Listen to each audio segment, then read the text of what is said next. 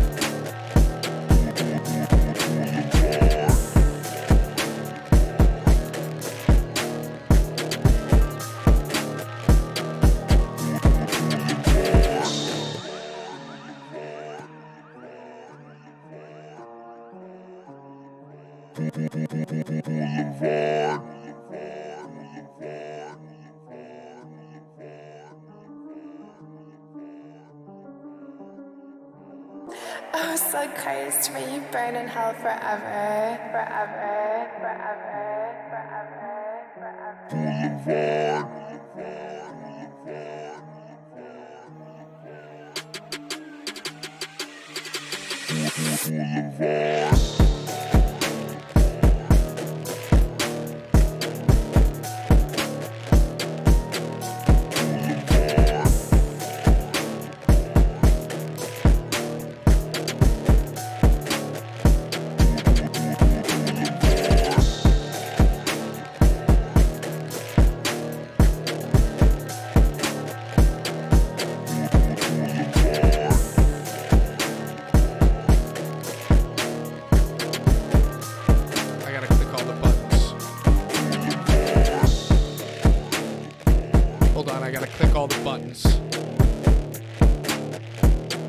Hello, everyone, and welcome. Here comes the lame. I'm still working on a good, intro. Maybe I don't even say hello, everyone, and welcome. Maybe we just start with, here comes the...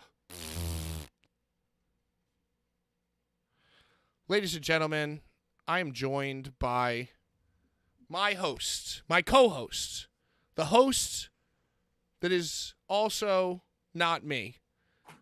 The man who is absolutely one of my favorite wrestling fan friends, except for the gear that he wears on his goddamn head. Ladies and gentlemen, Jedi Joe.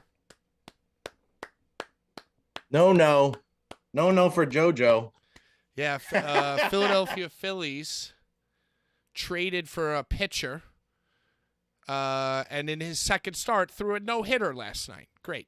Oh, good for you. And he wears Vans. He wears all-white Vans cleats. How freaking cool is that, dude? Yeah, I had no idea that was a thing until you talked See, about you don't that, even so. appreciate you don't even appreciate who you have. Typical Phillies fan. Yeah, well, it's hard to pay attention to sports in 2023 when you're not betting on it. So, yeah, but betting on baseball is kind of a meme, so I stopped. Yeah, I mean, you got to go if you're going to be betting on baseball. You got to go first five. Maybe money line. Yeah. Maybe. First five money line? Yeah, maybe first five money line. That's kind of what I do.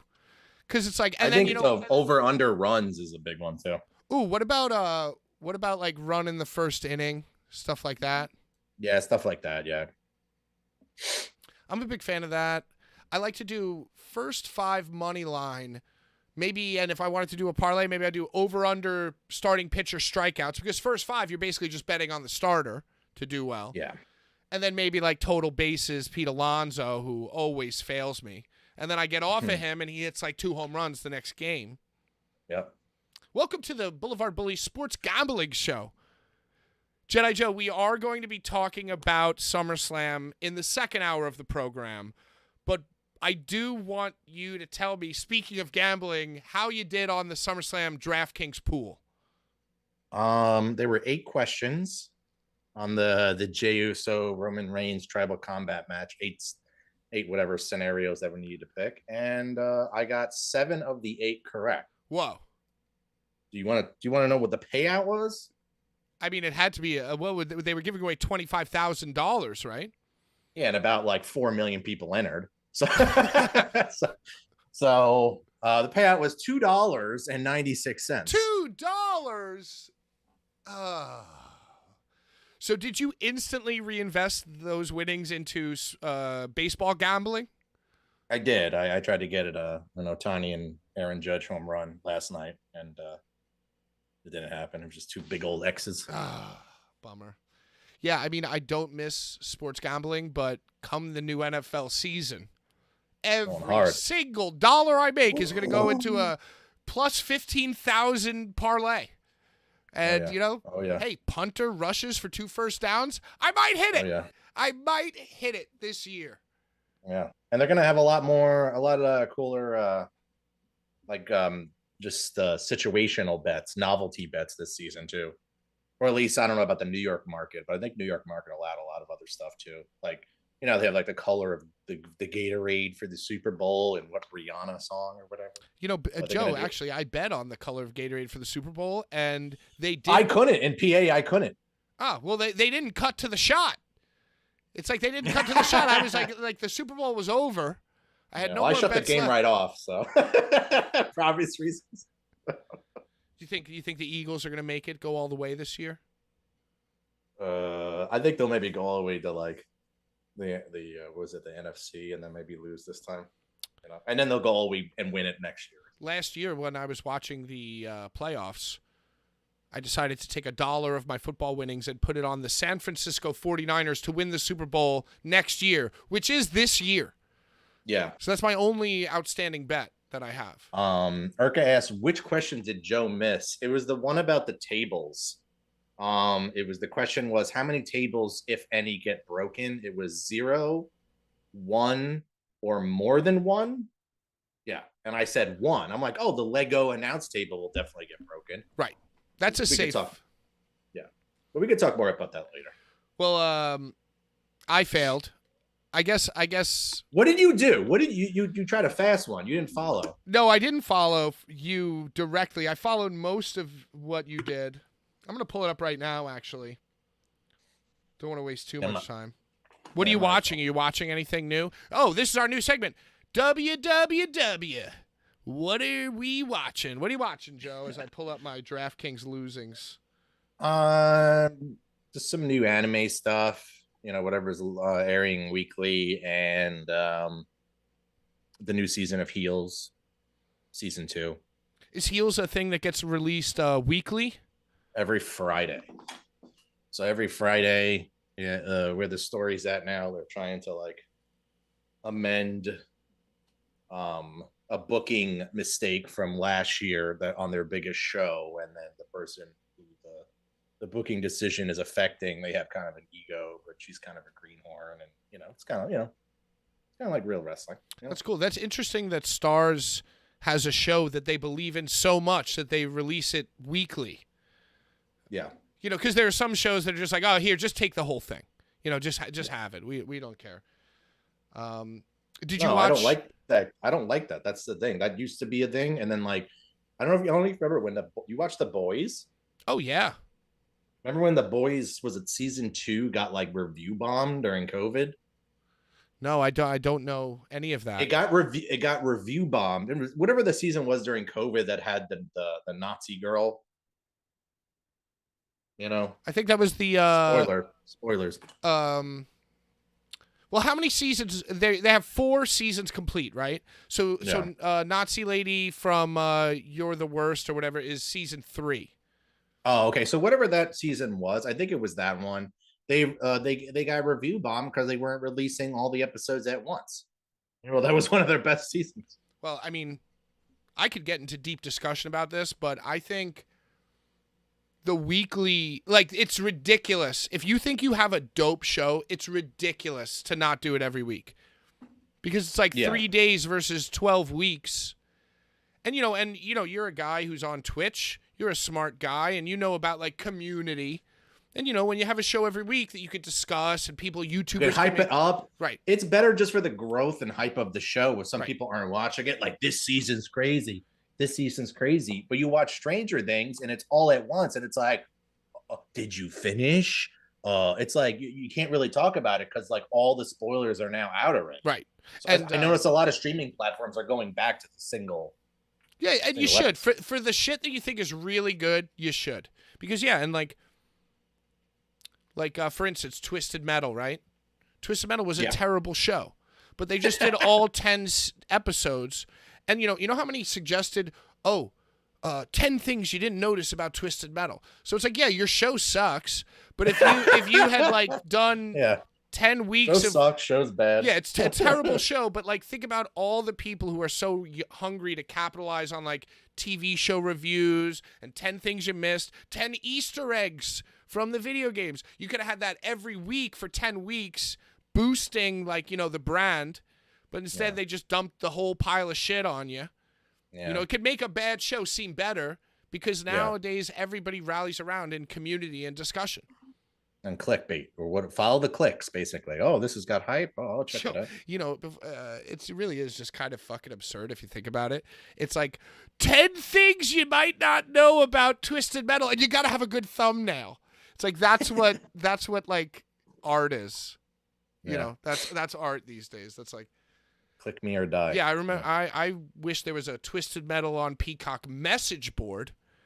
And everybody just fought and threatened to fight each other's IP addresses back in the day. So here's where I went wrong on DraftKings, Jedi Joe. Okay. Here's where I went wrong. I chose Roman Reigns to win, which was correct. 76.9 people agreed. How will the match end? Pinfall, submission, other. Pinfall, 68%. You were in agreement there. Mm-hmm. Will Solo Sikoa enter the ring during the match? Now, that was a little tricky because maybe he'll interfere from the outside. We both said yes. 72% of people said yes. We got lucky on that one, though. That almost didn't happen. Will Paul Heyman betray?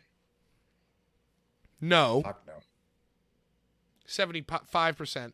Now, see, here's where I went wrong and you went wrong. How many tables will be broken? I guess as tribal combat, we should have maybe thought of it being, because I knew it was going to be a mess. So I'm like, oh, you know, why wouldn't it be that? Yeah, so 47%, myself and you included, said one table, thinking that, you know, does the announce table count? At the very least, they'll do that. That's a safe bet. But 33% said more than one, and that was the correct answer. How many tribal elders will appear as part of the match? You said under. I said over. Yeah, I don't know why they would show up. That's the guys. The guys can't even move. That was terrible. And which will happen first? And I said Roman Spears Jay. And looking back, that's the stupidest thing you could say, because obviously Jay's going to hit like 10 super kicks on Roman, and Roman's going to hit like 2 spears on Jay. So why would I say because it's not spear? his finisher, right? It's not his finisher. Well, the frog splash is the finisher, right? Who for Jay? Yeah, it's like the splash. Uso splash. Yeah. So that's what I'm saying. He doesn't have an official singles finisher. That's what he needs. Well, I guess it's a splash. He goes, ooh, or no, that's Roman. But you know, he slaps his thighs. Yeah. He like moves his arms in a very, very unique way during the splash. Yeah, you know, out of all the guys with finishers, Roman definitely cultivates the vibe of it takes a few Supermans, a few spears to put the guy away. It's just more of like one of his like powerful moves. You know, it's not really his finisher. It's just his like most powerful move. And, you know, Jey Uso is the same, but, you know, dude, the super kick is definitely a 2-to-1 ratio against the spear. So I have no idea why I picked that. I got a lot to say about that match later on when we get there about using finishers and kicking out of them. But we'll get there when we get there. Oh, I like where you're at. We are going to talk about SummerSlam. I wanted to mention this to you before we get into our AEW talk, which was just last night, with Wembley imminent. But I wanted to ask you about Baldur's Gate 3. I haven't played it, but I've been watching some streams on it. I've been busy the last week because I've been out. But you know what it is. You've been watching like the reviews of it. You've been seeing people who you respect play it. Yeah. It's definitely I do like the D&D format where you roll the 20-sided die. There's definitely a lot of choices where you can like kill this thing and save this town. They're saying it's the greatest role-playing game ever made, Joe. I think it's because you could see like penises and stuff. Are there penises in the game? This is the first time hearing about this. You can. It's just like Cyberpunk. You can create your character in high clothes, and it's just butt-ass naked. No, Joe, that's not why they're saying it's the greatest game ever. They're saying it's just like a dwarf running around, and it's got his, you know. Joe, please. His dwarf. Please don't cosplay as a naked Baldur's Gate 3 player. He's got his little naked dwarf out. Yeah. No, but come on, let's be serious. They're saying that in the same vein as Skyrim or Mass Effect, that the choices matter in a way that will surprise you every time. Yeah. And that the world can be different depending on your build and your choices every time. Plus the turn-based Dungeons & Dragons 20-sided die, that there's like thousands of hours of possibilities in this game, and the people who made it really, really, really cared, and they're saying it's the greatest role-play game of all time, Joe. Does that not excite you in any way? Are you a Dungeons & Dragons player? I'm not. I mean, I like the concept. I've been invited to many games to play, you know. I'm very into the concept. But you know, I'll play it when I can. But I'm doing Diablo at the moment. I have my goals in that. You know, I can't really just cough up $70 right now to kind of split, you know, my time like that. Right. I'm barely playing in Diablo right now. So I mean, like I said, I've been busy. So and you're not I'd like to get that out of the way. It's seasonal content right now. I have to get to a certain point, and then maybe I'll jump into that. Are you excited? Are you skeptical? I mean, I'm very excited. I'm hearing all these things from people, YouTubers I respect, and I'm like, wow, this sounds amazing. It's a single player game, right? No, you can even co-op it, and you can just go on 2 sides of the map and just do your own stuff. I say, yeah, but there's no like real like content that like, oh, well, if I don't play this, I'm gonna fall behind.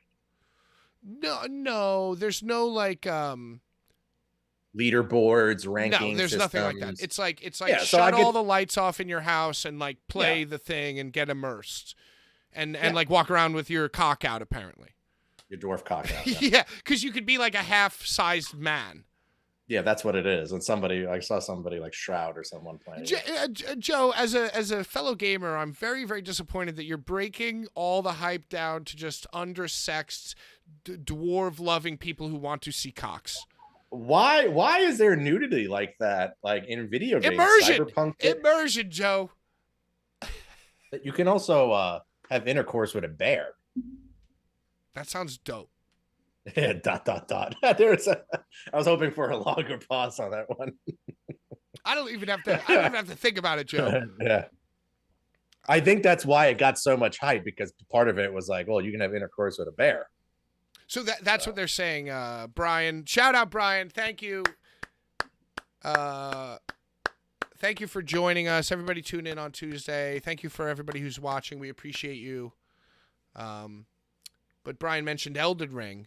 Like that DLC is not coming out for a while. Yeah, no, don't worry about the Elden Ring DLC. The Elden Ring DLC is your second playthrough from zero. That's the Elden Ring DLC.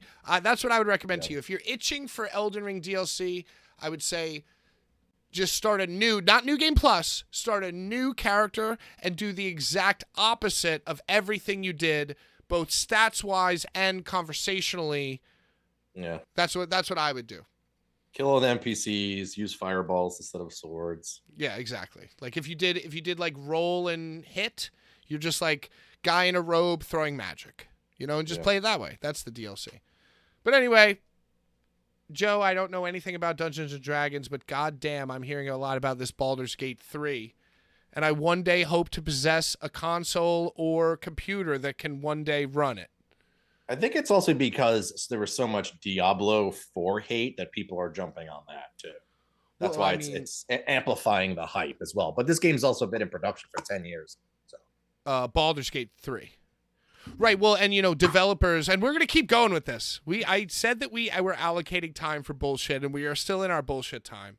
But this is a very interesting discussion to me. Did you see that other developers came out and said, like, yo, Baldur's Gate 3 actually over-delivers so much that it's a detriment to gaming. And, like, now that they've done this game, fans are going to expect other developers to do this. But in reality, like, I forget the name of the developer who did Baldur's Gate, but they have, like, 1,000 employees, and they worked on it for 10 years. Whereas, like, most developers, even, like, AAA developers have, like, 50 people, a few hundred people. So it's almost like, no, why'd you, like, in the industry, they're like, why'd you put this game out? You're going to make the fans hate everything even more, which is an interesting thought. Well, they hate, because they hate Diablo 4 even more, because they kind of release an unfinished game. And it's like, what are the devs doing? What are the devs doing? But look at Baldur's Gate. Look how they did it. And you're fucking Blizzard. You know what I mean? There's that sort of, Well, I saw something that said that, in Baldur's Gate, they have a specific message. And it's almost like a dig at Blizzard. They're like, you go into, like, there's a store button, and you go into the store, and it's just a fake out. And there's a message that says, like, there are no microtransactions in this game. Yeah. We believe that you should be playing the finished product. Like, fuck, like, basically a very strong statement about, like, microtransactions. And in contrast, Diablo 4 put the Battle Pass purchase button right next to where the map is in Diablo 4, so you could, like, hit it by accident. Is that true? Yeah. I mean, I already had the Battle Pass because I bought, like, the deluxe one for early access and all that. And I saw someone like, oh, I didn't mean to know. I didn't mean to click it. Like, freaking out. I mean, I'm pretty sure you have to still put in your credit card information and do all that too. Right. You'd have to at least hit okay. Yeah. Like, even if you had your info connected to your shit.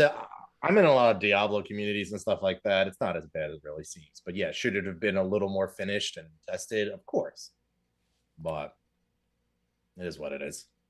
Interesting. Just kind of do the content, do the seasonal content, and go on to Baldur's Gate and come back. Go to Diablo I will mean, be there seasonal and come back. content doesn't necessarily mean bad stuff. It just really depends on how predatory you are in trying to get what you offer. You know what I mean? Like you could do. It's just cosmetics. It's actual currency for more cosmetics. I understand that's somewhat predatory if they give you like if a gear set is like, or a cosmetic gear set or whatever is 1,500 silver, and the battle pass only earns you, and you grind out the battle pass, it only gives you half of that. They're gonna have to put other half in IRL money. Yeah. Oh, and You they'll know? let you know that. They will tell you straight up like, "Oh, hey, turns out you need to spend real money. Hey, you want to?" Anyway, speaking about spending real money.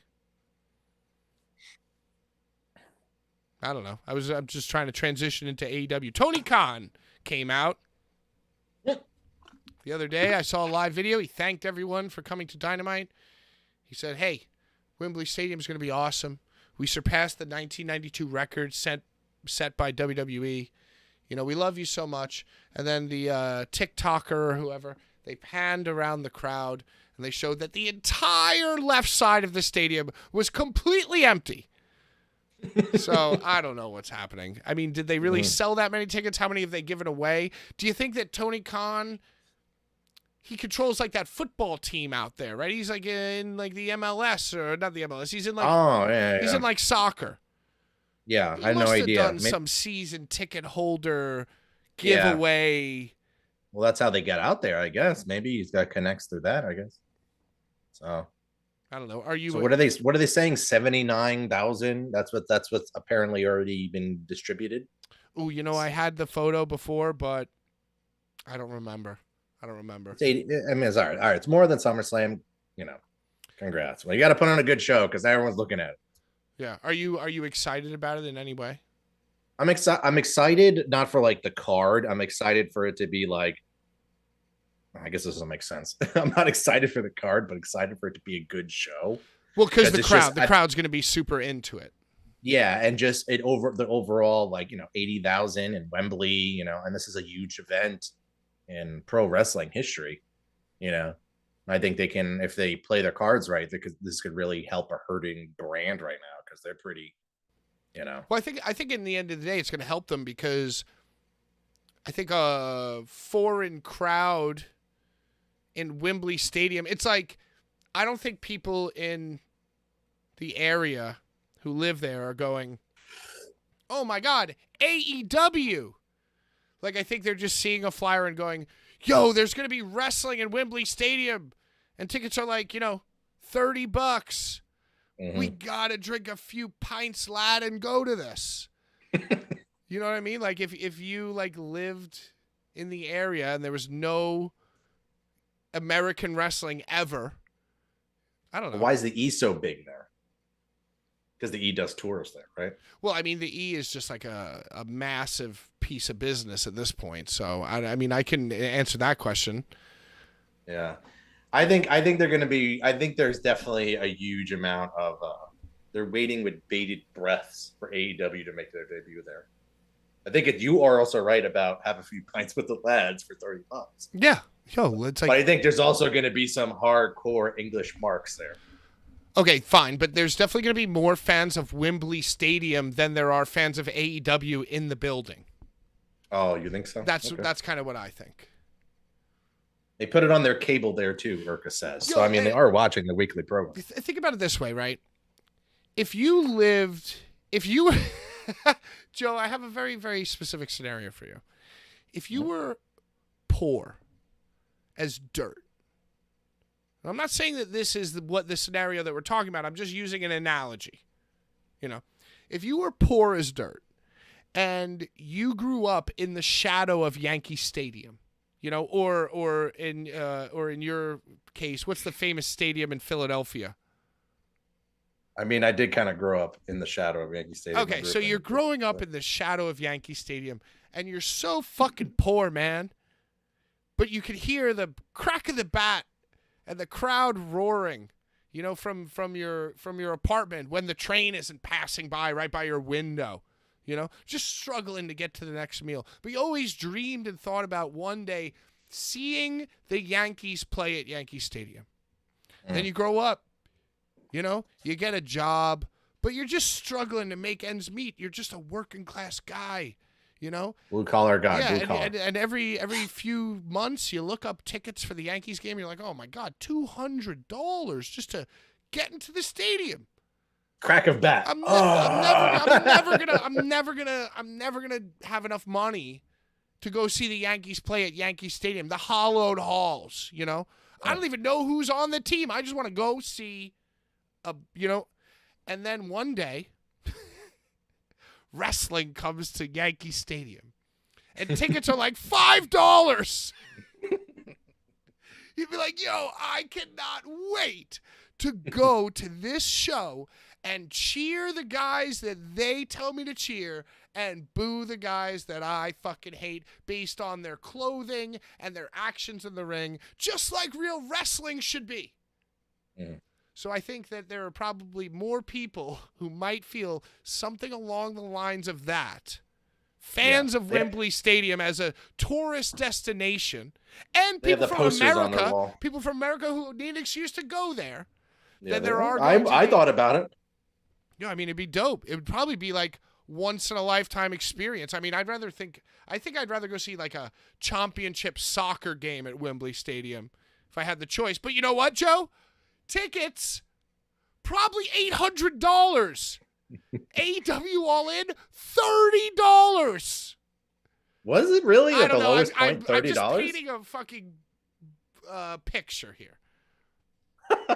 They got I'm looking at this poor scenario, and they got the posters on the wall in the room. Oh, wow. It's like Charlie and the Chocolate Factory. Maybe one day, Ma.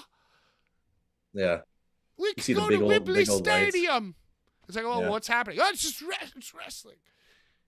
Then all $30. The guys who wear black are the bad guys. The guys who wear white are the good. So basically, I agree with what you're saying. I'm not excited for the card. I'm not excited for the storylines. But I'm really excited to see this fucking wrestling show at Wembley Stadium. As for the card, do you want to briefly talk about the card? I had some opinions about Well, let's get into. I would like to challenge you to, over the next 30 minutes, run us through the next 15. I don't know. Just walk us through the AEW Dynamite, and then we will get to the Wembley. All right, AEW Dynamite, August 9th. Where was this at? Oh, this was in Ohio. It was in Ohio, right? Yes, Land of the Babes. Yeah. Okay. I missed the first 15 minutes. I started the first match. Did you see the first segment, which was Jericho? Oh, the Jericho appreciators all having a heartfelt promo. It was Columbus, exactly, by the way. Columbus, Ohio. That's right where my band used to play shows. We would go to Ohio. We would only go to Columbus. We'd play a little bar right by Ohio State U, the U.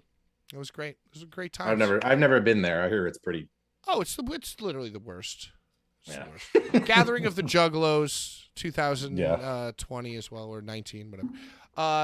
So you didn't see this, but I saw at least clips for it. I guess there was a mandatory meeting of the Jericho Appreciation Society because I guess Jericho has been seduced by Don Callis in a way. Don Callis, he gives people sexy paintings of him and the other guy. Yeah. I saw that, yeah. So, like, he did it with Kenny Omega, and now he's given Jericho the kiss of death, which is the sexy painting of both of them. Oh, yeah. And he's imploring Jericho to, join them. And I guess, like, the Jericho Appreciators, these are all young and up-and-coming wrestlers. They're hungry, and they feel like Jericho is now, hindering their progress.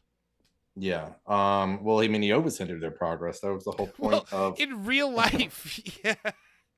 But even in the storyline, too. So this is the best thing that could be happening to them. Because I did enjoy the fact that JAS was a thing, because it was made sense because Jericho had such inflated ego, and he's so, it's the world according to Chris Jericho. But he doesn't end up putting anyone over, really. You know, he doesn't get anyone over. Who do you get over? Well, I mean, Sammy? I mean, no, I guess not.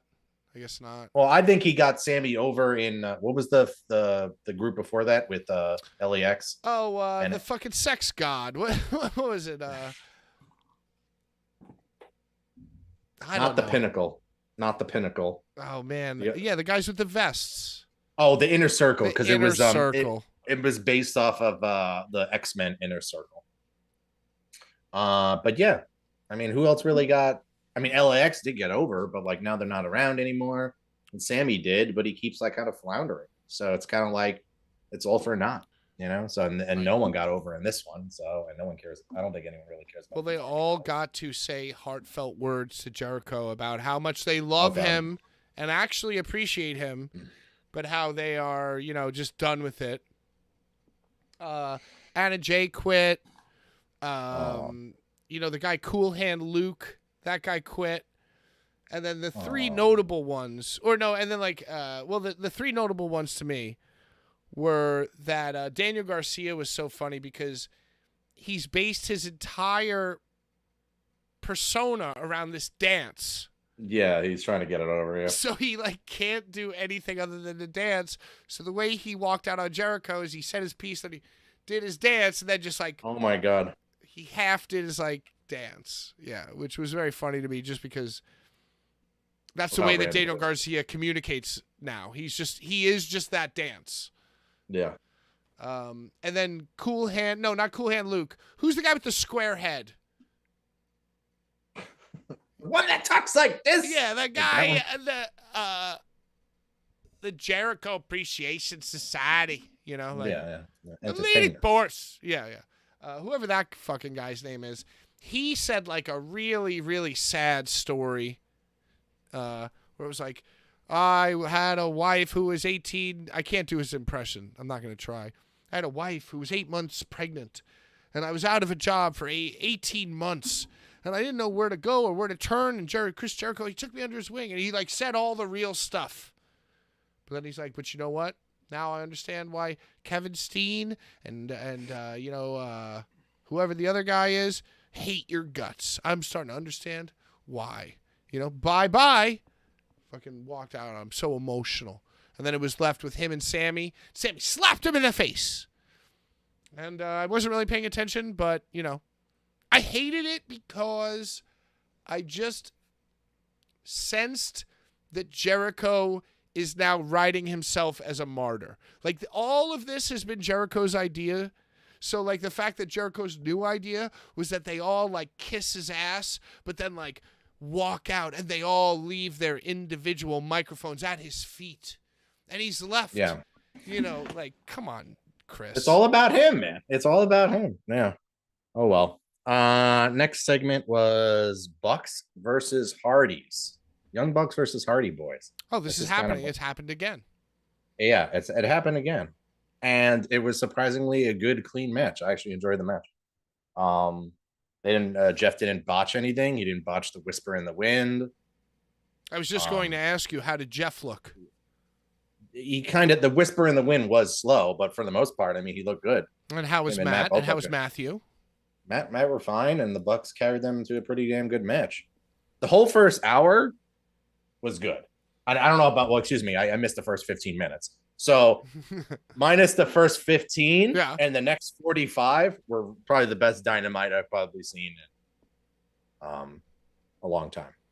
But it doesn't say much because it's been so low, on at least my opinion, that doing anything is like, oh wow. You know? I mean, you're probably the only person on this channel who would ever say those words that you just said about that match. So I like that. But it's only 45 minutes. That's been better than anything I've seen the last 6 months. You know what I mean? So what happened? Wait till I get to the second hour. Well, what else happened in the first hour? Yeah, so they just made the match with FTR for Wembley. So they won the match against the Hardys. FTR came out and there was a talk and a challenge. Yeah, they call them out. They're like, FTR, all in. You know, we're all in for all in. Oh wow, they're doing the match. They're going to do the match.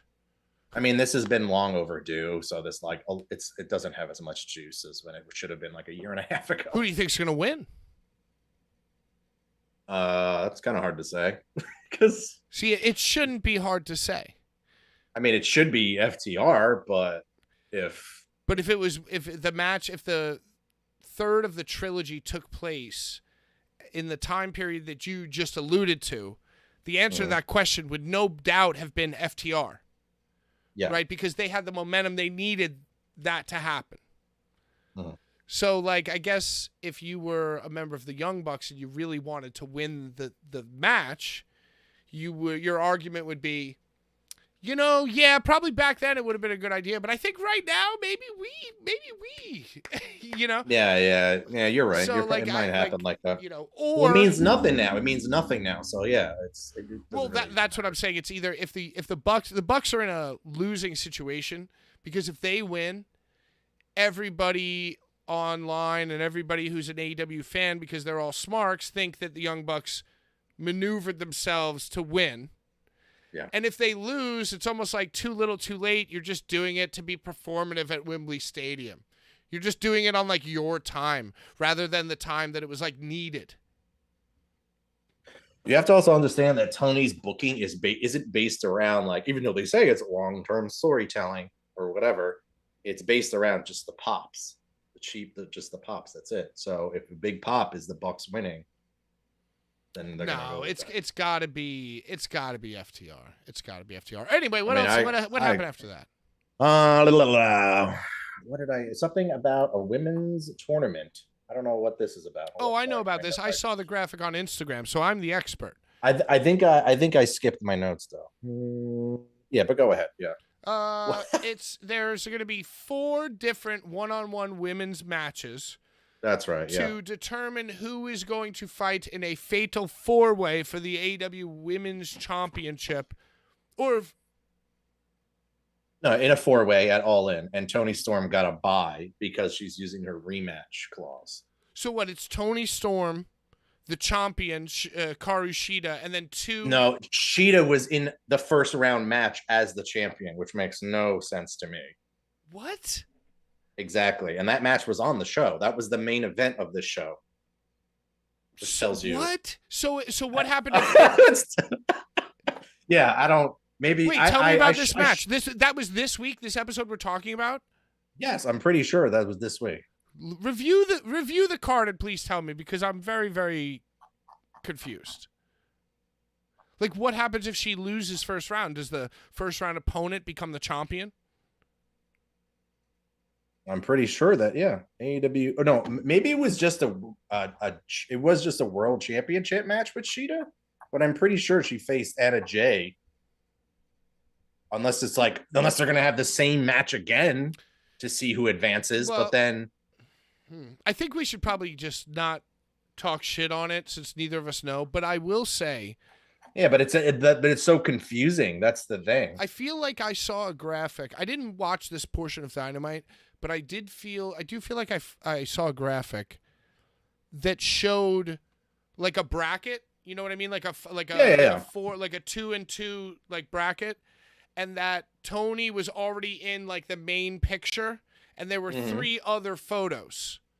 Yeah, it's like Sky Blue or maybe it was Sky Blue and Anna Jay. But so maybe, theoretically, there should maybe only be... if it was Sky Blue and Anna Jay, that means that Anna Jay was just due for a title match, and I just shut it off and went to go do something. Well, listen, else. if you're watching us right now live and you know the answer, please let us know. If you're watching this post haste or post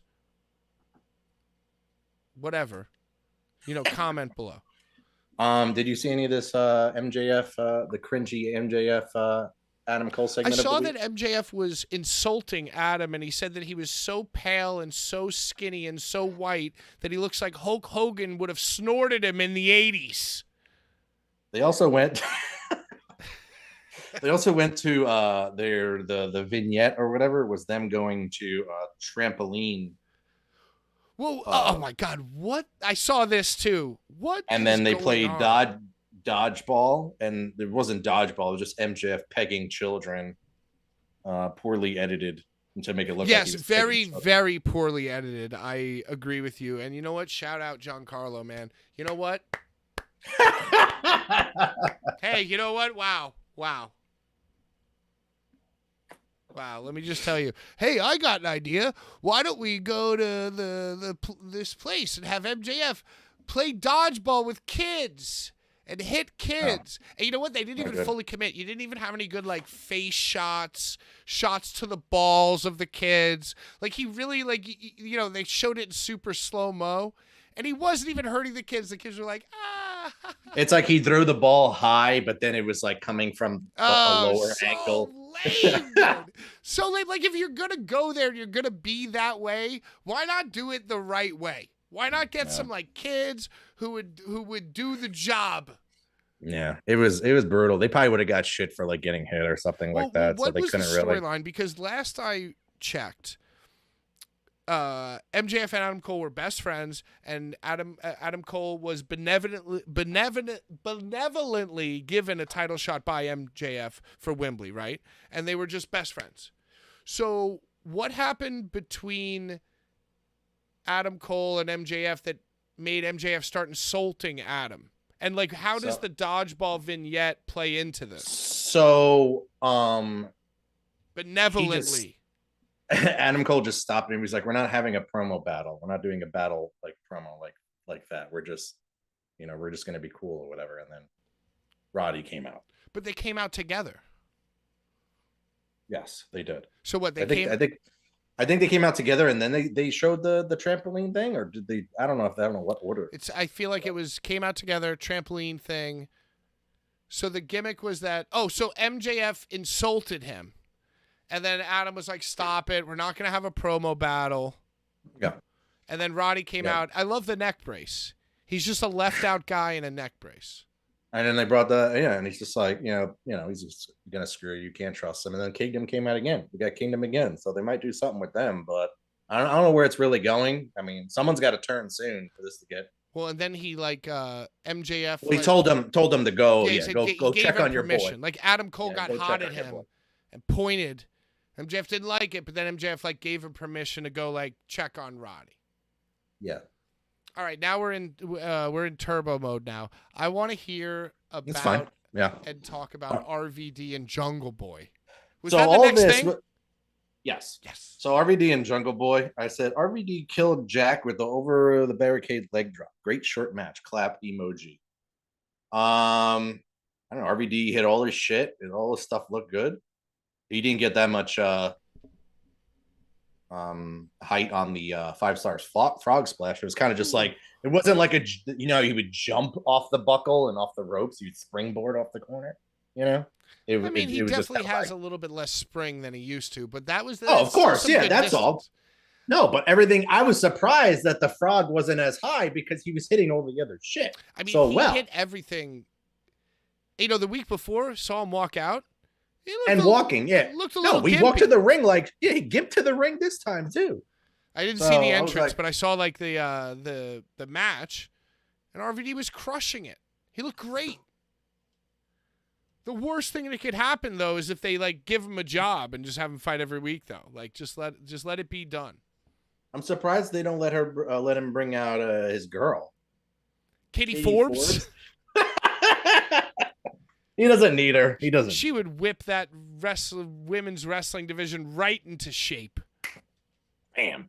But yeah, so you did see the match? What'd you think? I didn't see the entrances, but I saw the match. I saw that Jungle Boy was wearing Jerry Lynn's outfit. Oh, is that what that was? He was wearing Jerry Lynn's pants. Yeah. I totally didn't. I was where have I seen these? Where have I seen these before? He got Jerry Lynn's replica pants from Baby Gap. And he was fucking wearing little tiny Jerry Lynn pants.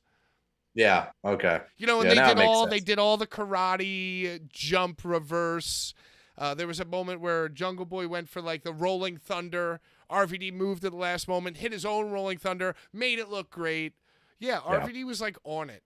He was probably resting and smoking weed and stretching for 6 months leading into this. He looked awesome.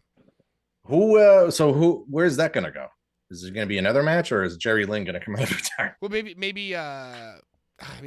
Jungle Boy's so lame, but he was pretty good in this. Maybe he does a legend killer type of thing. FTW. He defends against all the FTW potential. That'd be cool, but then eventually I think maybe Hook. And then Hook comes back. Yeah. He beats they bring Bubba Ray in. He beats Bubba Ray by the skin of his freaking teeth, Yeah. And That's fine. And he does some other Tommy Dreamer, maybe they do this whole I kind of want to get, this is all the first hour, by the way. So like I can kind of get into this story. And you know what else? Let me say that every guy that comes out has their original licensed music. Tony Khan buys all the music. Yeah. He does it for RVD. Tommy Dreamer comes out to Man in the Box.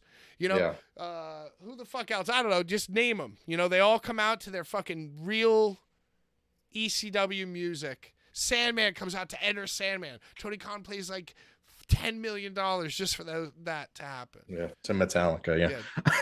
If he did that to get Jungle Boy over, then I would just decide against my better wishes that I am now a Jungle Boy fan, if that happened. Well, I was kind of hoping they had Pantera play Walk and have RVD come out. Oh, like live? Because, Pantera's back on the road. They're on tour. But they were at MetLife. They weren't in I saw them on Friday. They were great. All right, so second hour went to shit. That was my note. BBC versus Pentagon and Phoenix. This was kind of just typical BBC tag match. Moxie just is bleeding for no reason. So it's just a normal tag, not a no DQ. I mean, honestly, like I used to love Pentagon and Phoenix, and just like it's just their stuff is just like it's just the same thing over and over. And when you're facing him, you're facing John Moxley, you get dumbed down even more. Did you see John Moxley did like a shoulder roll into a cutter? No, yeah, maybe I zoned out in the match. I guess he was like mocking Phoenix.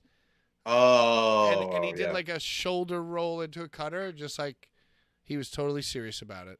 Who cares? It's BBC. No, now it's BBC. It's BCC, but I'm calling it BBC because Cornette constantly says BBC, and now I think that's what it is. Just like Luchasaurus, I just think of Dino Douche now. Yeah. Every time I see him. All right, what happened next? It was Mogul Embassy came out, and then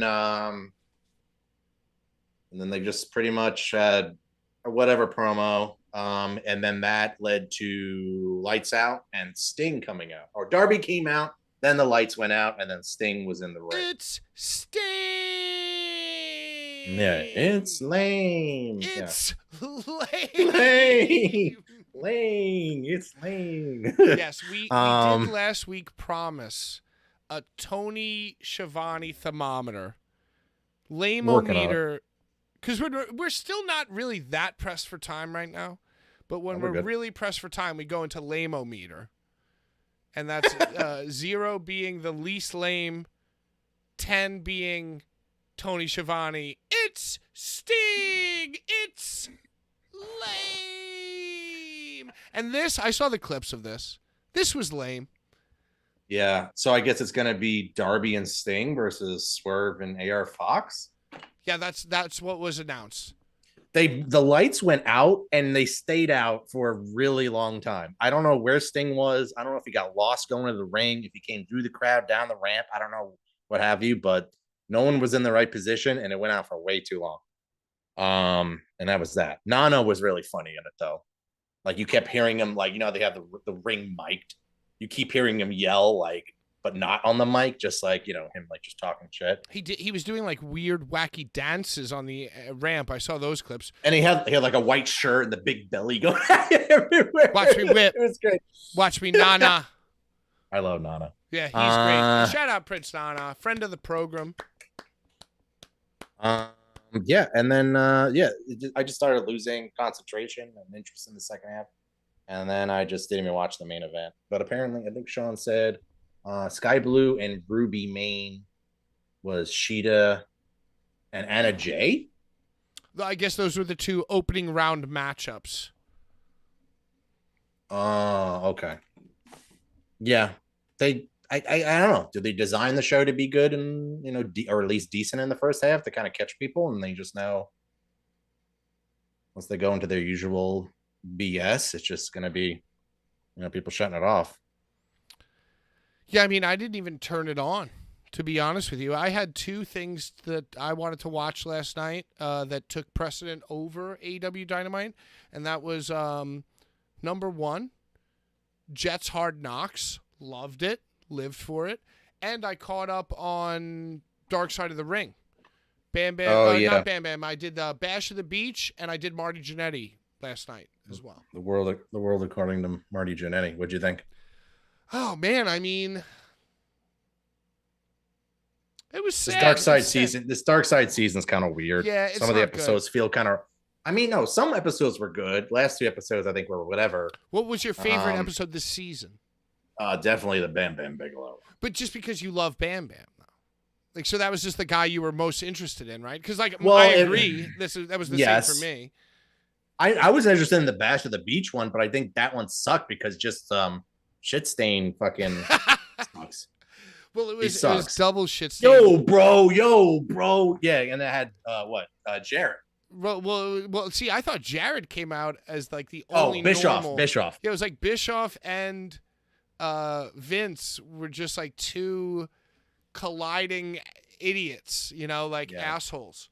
I thought Jared came out great, but that's only I don't trust Jeff Jarrett. Jeff Jarrett came out great because since that happened, he's been practicing his shoot interview.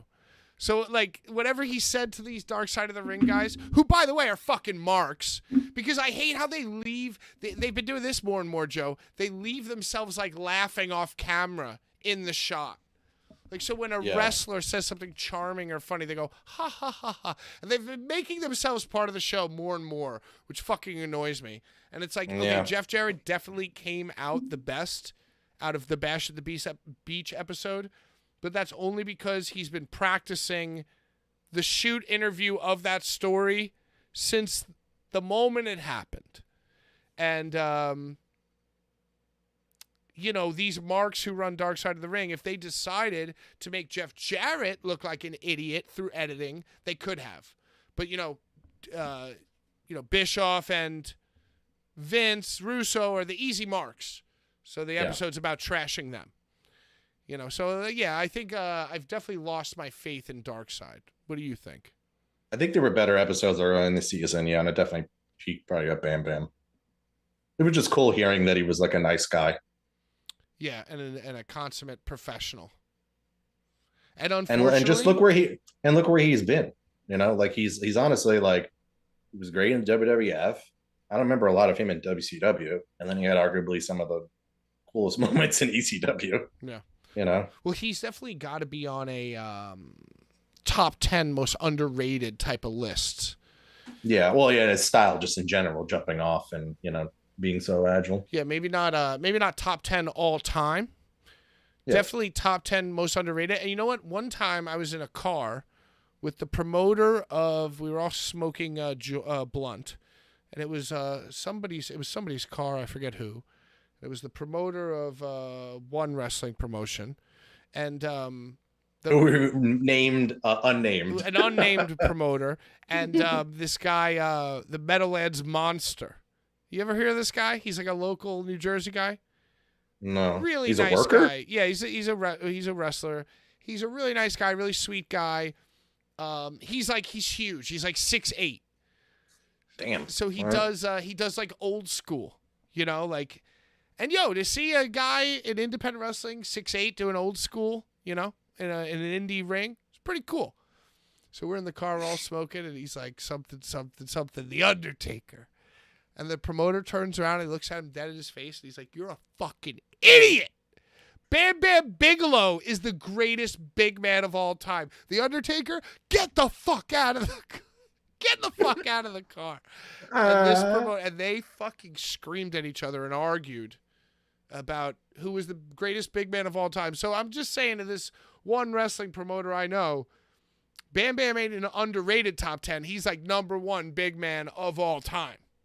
Yeah. And if you say The Undertaker, shut up. Well, Bigelow is heavier than Taker. But Taker was taller. But didn't Vader have really a better moonsault than Bam Bam did? Yeah. So, I mean, I don't know. It was a great, Just stop. it was a great dark side. Anyway, let's talk about WWE. Let's talk about the legends of WWE. Not Bam Bam and The Undertaker, but the living legends. Like Living Roman legends. Reigns and, Cody Rhodes. Yeah. Cody Rhodes and Charlotte Flair. And, I saw a headline that Charlotte Flair suffered like some kind of catastrophic and frustrating wardrobe malfunction, but I didn't catch that while I was watching the show. And also I'm not Googling that. That's for sure. No, absolutely not. You don't want that on there. So first match, I'm going to skip the preview. I'm going to skip the, the bullshit. Just the first match of the pay-per-view when I started watching it, Logan Paul versus Ricochet. Great idea. It's like GCW starts with a Jimmy Lloyd 6-man scramble. So this was WWE's Jimmy Lloyd scramble match. Let's start it out hot with flips. For custody of Samantha Irvin. Right, yeah, there was a huge cucking element to this match. So I guess they had this show kind of like booked around people's flights. Why? Were there there were flight problems? No. So Logan Paul, right after the match, he was out and went to Vegas. Oh, right. And then Brock. So Brock was probably like, "Well, I want to go out first." Right. Oh, well, Logan's got to go first. His flight's earlier. Can you just take any other flight after? You'll get them out on the next flight. That's why they were. But yeah, the match itself. What did I write here? They landed most of the spots with fluidity. ... Wow, you actually typed in your notes fluidity. Yeah, is that an okay word? Yeah, Joe. I got to be honest with you. They landed most of the spots. They looked more better. I should have wrote that. Come on, Joe. Spots were more better this week. Now, Joe, you are a chef and a connoisseur of food. Did you have like a SummerSlam little viewing snacks setup? Were you relaxing watching this? Don't tell me you were hunched over your computer watching this. Well, like I said, I went to see Metallica this weekend, so I was staying at my sister's in North Jersey. So I had to bring my PC with me in order to play and do the pod with you last week. Wow. and also illegally stream the SummerSlam. Well, I mean, there's no proof that you did that. That's just a adjective you're using. Yeah. But yeah, I was a little hunched over, but I had I think we had these crazy cookies that we bought. A crumble cookie. Do you know what that is? Oh no, sounds good. It's like a $5 cookie. It's like bougie cookies, like French toast cookie, And I think I was also eating Doritos or something like that. Joe, I got to be honest with you, dude. Go ahead. It's our second ever show. I feel like it's going pretty well, honestly. I think that this show is better than the last show. Show sucks. The show fucking sucks. Well, I mean, as far as a show that sucks, I feel like we definitely are on the lame-o-meter scale, we're moving away from Tony Schiavone just a little bit. Yeah. But I might have to bring us right back into Tony Schiavone's cranium because I got to admit to you something that I think I'm going to take a bathroom break. Okay. I think that's what I got to do. So I think I'm going to play the music, mute us, take a bathroom break. Then we're going to come back, talk about SummerSlam. Okay. Sounds good. Is that all right? Yes. I'm sorry. And you know what? I'm just happy to be the one that's letting you down rather than you letting me down. Yeah. It sucks well, Urka says. Bye-bye. Pee-pee time.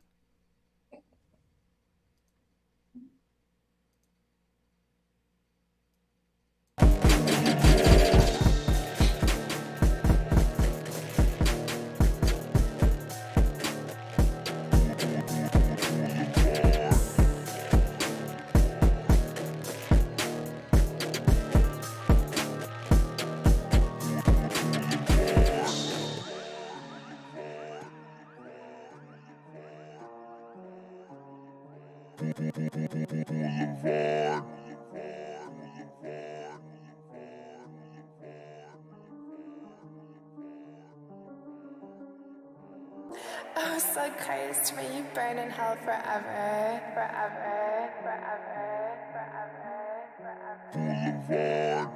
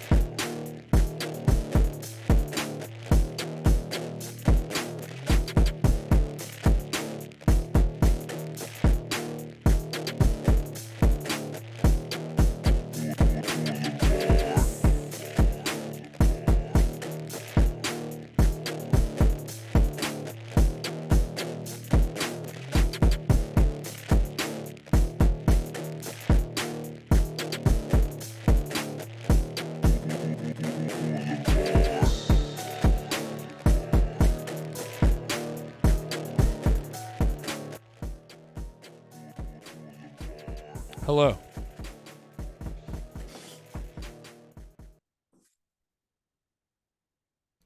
You know, you'd think after this much time on the internet, I would know to go before we leave the house, but that's just not the case.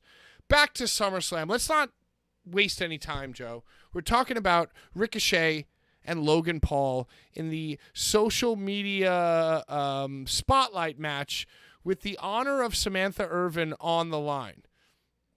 Because, you know, they capitalized on her social media presence, on how trending she is, how good she is on TikTok, how she does selfies of herself announcing the winners of the match. So Logan Paul, he knows. He's a social media genius. He was like, hey, I know that you guys are engaged, and I know that you're going to be the one to announce me as the winner. So, you know, whatever, blah, blah, blah. Say my name, girl, type of thing. But yeah, I thought the match was solid, and Logan Paul won. He cheated. He was a cheater. And when Michael Cole said something funny, that was a great match, but the ending sucked. Michael Cole, since I think meeting and smoking weed with Pat McAfee, is like completely unhinged. Yeah. Like meeting Pat McAfee changed Michael Cole forever. Yeah, I mean that's all it takes. I mean that's why medicinal is there. It's to kind of Do you know that this is a true thing? That Michael Cole does a drink called the Cole Train. Have you heard about this? He drinks a drink called It's a drink at the bar. Because Pat McAfee has no problem on his show being like, oh, we're joined by world famous alcoholic Michael Cole. So like the joke is that like anytime Pat comes to the hotel, that Michael Cole is always at the bar drinking. Like he's like a world famous drinker. And the Cole Train is a pint of PBR with a shot of Jameson dropped in it. Oof. Yeah. I'm good. That's apparently the Cole Train, and that's a shoot, brother. But the match was good, right? Liked it? Yeah, more than the match, I liked the placement of the match. Well, you had to get just fight. Yeah, I like that they. Well, yeah, I guess so. Like, I guess it wasn't really creative as much as it was logistics, but yeah, I was like, oh, okay, we're starting off with this. All right, great. And then I was surprised with the next match. Like, I thought that would be later in the evening. But I guess Brock had to catch a flight and go to the country music show. Oh, is that what he ended up doing? I don't think so. I think the timeline's off. Because speaking of music, I have here shout out to up and coming band Steppenwolf. From who? I'm shouting out Steppenwolf. They're up and coming band. They lent their music to WWE for SummerSlam. Oh, so you were vibing with the theme. Yeah. But yeah, Cody Brock. I wrote horrible match. Wow. The Cody beatdown and never quit story is already annoying and overdone. Brock goes face with a hug. That was the only cool part of the match, honestly, is that Brock apparently improvisationally. Yeah. Because there were a few problems with it. Number one, they started the whole first half with Suplex City.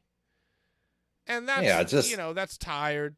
And yeah, exactly. Really it's just like beat him down. He's trying to overcome the giant. Beat him down more. He's gonna, And then the big thing was that Cody hit Brock with the steps on the outside, and the referee apparently let it go. Yeah, I saw that too. That's like we're talking about sports betting. Imagine like Pat Mahomes sitting in the pocket, 4th and 10, down by 3, throws a pass. The defender just crushes him helmet to helmet, and there's like no call.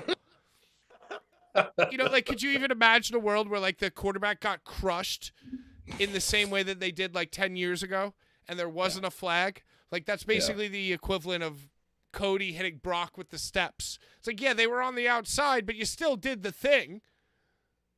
They were letting him play. Yeah, okay, letting him play. But like, if somebody helmet to helmeted Tom Brady and like murdered Tom Brady, they wouldn't be letting him play. Yeah, it's ridiculous. But yeah, I didn't like. Some people really liked the match, and that was fine. Some people thought this was the best match on the show. But I mean I'm just tired of the. I love Cody too, but it was just like like I said, Suplex City beating him down. Yeah, it was a little boring, but really. The bigger picture was the more interesting thing. It's like Cody obviously just needed to win the trilogy. They're really like stretching out his time. Long-term storytelling until he gets to WrestleMania or whatever. How do you feel about Brock? I love Brock. Yeah, I've always loved Brock, yeah. Did you love the hand raising at the end? Yeah, I was like, fuck yeah. Because Cody sold it like what was the exact interaction? Like he left. Oh no, they started to go head to head. They were like forehead to forehead, right? And then they were teasing that it wasn't over yet, And then he extends his hand and and Brock pulls him in, and Cody's like if he this is Brock's back. Cody's he didn't even like grab him like right away. He was just like kind of like shocked. He didn't know what to do. Yeah. He didn't even actually end up hugging Brock. Triple H said that it was an improvisational thing. Cody Rhodes backed up that story. And there is a history of Brock just doing whatever he wants when he feels it in the moment. So my question to you is, was the Brock thing planned for him to raise Cody's hand, and they were just like making it seem like it was improv? It could have been just them too, because like I just said, Cody's reaction was like he was selling like he knew that was coming. You know what I mean? So he didn't want to be like, it didn't seem that natural, you know. Do you wish that Brock, maybe he just told them that right after the match, let's just do this. Oh, okay, sure. Do you wish that Brock just kicked him in the nuts after, and then they had another match at Payback? No. God, no. All right, so the next match was my match of the night. Okay. Which was, I was really hoping that this Slim Jim Battle Royal would end in LA Knight changing all the colors of his gear to yellow and red and becoming the new Macho Man, the new Slim Jim guy. It would have been the perfect move, Joe, because everyone's saying that LA Knight walks like Stone Cold and talks like The Rock. And just last night on Raw, or this week on Raw, Miz called him an Attitude Era cosplayer. So I think it would have been great if LA Knight won this Slim Jim Battle Royal, which he did, but then turned around and said, hey, you think I'm Stone Cold? You think I'm The Rock? I'm 1996 Macho Man snapping into it. And unfortunately, the Slim Jim Battle Royal, if I was Slim Jim, I'd want my money back. But they had the commercial, though. Yeah, they had the commercial, but they didn't have, the outer area. The guardrail now has LED screens and shit. Oh, should have you had wanted Slim it to be Jim. like the... Aprons should have said Slim Jim Battle Royal, and at the end, he should have gotten a golden Slim Jim to eat. They should have had all the Slim Jims, come down like that. Like the Nash blood spot. That's even better. Or like the diarrhea spot when DX and the Spirit Squad. Or what if LA Knight grabbed the mic and he goes, let me talk to you. I gave you all. Look under your seats. There's a free Slim Jim. Yeah. Yeah. Everyone would be like, yeah. Did you see the Joey Janela tweet? I almost said jelly. Nutella. Did you see the Joey Janela tweet that he goes, LA Knight stole my gimmick? Have you seen this? No. Why does he think he goes, his LA gimmick? Knight stole my gimmick because one day I was in 2015, I was at the DMV and somebody called my name and I went, yeah? And then later I went to the doctor to see if I had herpes or not. Turns out it was just a sun rash, but when they called my name, I went, yeah? So apparently Joey Janela, both at the DMV and at the doctor's office, has said yeah before LA Knight has said yeah. Yeah. Yeah. So they did the thing that we both thought they were going to do, and they let LA Knight win the Slim Jim Battle Royal. What are your thoughts on LA Knight? I like him, but like I said last week, I don't think they're going to do anything with him, so I don't want to put as much of emotional investment. Let him infest you emotionally. I like him a lot. I mean, I mean, they could push him to the fucking moon. They should, and he should be in the main event. But people, I'll see in comment sections they'll say oh, he's going to be the next U.S. champ. Yeah. You think the crowd's going to be fucking okay with that? They're going to take over the show. Should he be the world champ? He's not the guy to beat Roman. I mean, yeah, he might be over right now, but he's not the guy to beat Roman. No, but they got to keep him at least warm, not red hot, but warm until if Cody takes it off of him, and then you got to build guys up. What is Cody then just going to go do the same old normal people? You know why I like LA Knight? Because he's old. I like him because he's 40, dude. Yeah. Fuck yeah, dude. Yeah. Yeah, because it took forever for him to get there, and that was part of that Miz promo. It's also, the rookie with Dennis Quaid. It's like the 40-year-old minor league pitcher who's like the baseball coach. Just like LA Knight, he's doing all these commercials. He's trying to find things other than wrestling. He does, but now all of a sudden he's hot. But I don't really like his like skinny jeans and his Timberlands. Like, he's not cool. I just like him because he's old and he's getting over. Did you see that he threw out the first pitch at the Mets game? Oh my God, dude. That's all I fucking need in my life is that a guy named L.A. Knight is throwing out the first pitch for the NY Mets. They couldn't send us they couldn't send us Zelina Vega, born and raised in Queens. Oof. Keep her off my television. I'm good. I don't know. But, Bubba Ray said on his show, he was like, and not to skip ahead to Monday Night Raw, which we probably won't get to, but who cares? This is about SummerSlam. The next evening, the Monday Night Raw after SummerSlam, LA Knight had a confrontation with The Miz. And Bubba Ray said something that I was thinking, but he just said it better than me as a beautiful wrestling mind, who I've waited on, by the way. I waited on Bubba Ray. He was a jerk, but, he has good opinions. That sucks. But he goes, in that segment, I liked LA Knight, but I loved The Miz. And he said, and what The Miz said to LA Knight, he says, you're the flavor of the month.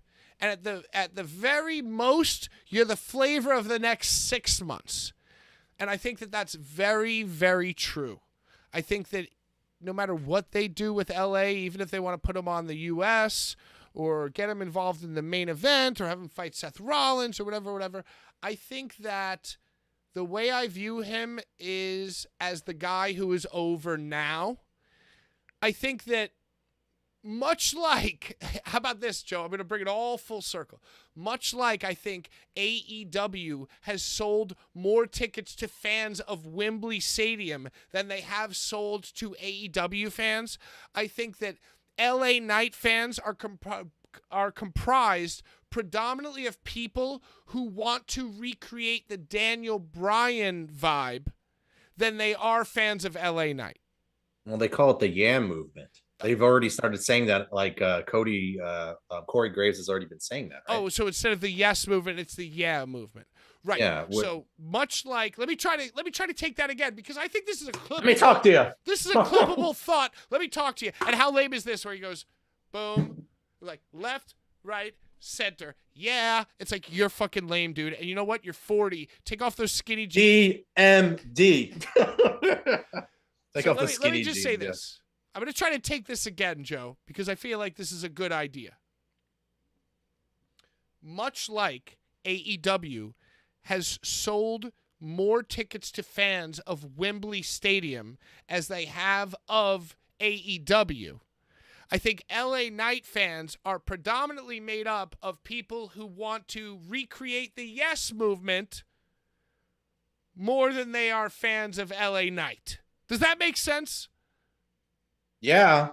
Thank you. Yeah. Just like the marks are all singing along. Like if you have a yeah or an oh or a whoa whoa in your song or boo. Oh, and now that's another new thing. Yeah. Oh, we're gonna boo you so you can't speak. Get the fuck out of here. You're all just trying to recreate the past. Well, hopefully he stays hot to WrestleMania and he could do something cool. Well, after he won this Battle Royal, he's not going to be the new Macho Man with the Slim Jims, which, by the way, are delicious. I'll be the new Macho Man with the Slim Jims. Well, he had the commercial right away with Bianca Belair, so that was even more weird and timing-wise. Why would they run the commercial right after the match? Like, they just won the match. Like, can you at least wait 2 matches? No, they filmed that commercial with every single participant of the Battle Royal, and they just plugged in whoever won.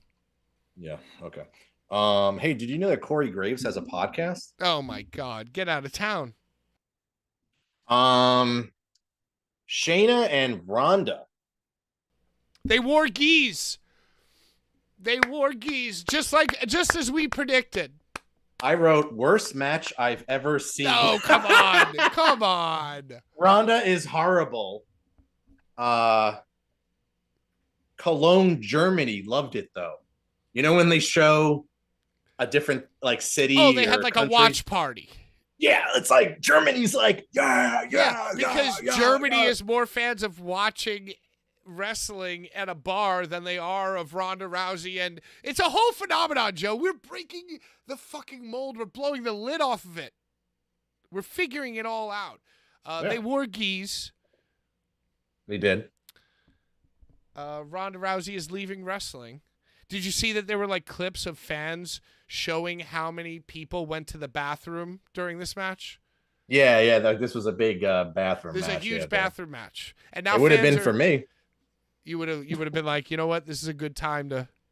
At WWE shows, all I do is get wasted. Like because I don't want to really be there. I'm there to either do resale or Steal a chair, steal a chair. Steal someone's chair that's entitled to them because they paid $5,000 for it. See, that was my problem with being behind the scenes at wrestling. It's like, oh, I hate this. I'm just here to get wasted and hang out, and then So I end up drinking a lot, and then I have to go back and forth to the bathroom, and there really isn't like one match I want to see. See, what you got to do, dude, is you got to go during the most popular match. Like my bathroom break match would have been the first one. Yeah. You know what I mean? Like that's where I would have went and gotten my hot dog. Yo, first two even. Yeah. Or it's like, oh, I'll sit for the first Cody's one. entrance. Right. Cody's entrance. I'm out of there. Whoa! Like, no, I'm out of here. No one's missing that. Yeah, bathroom break already.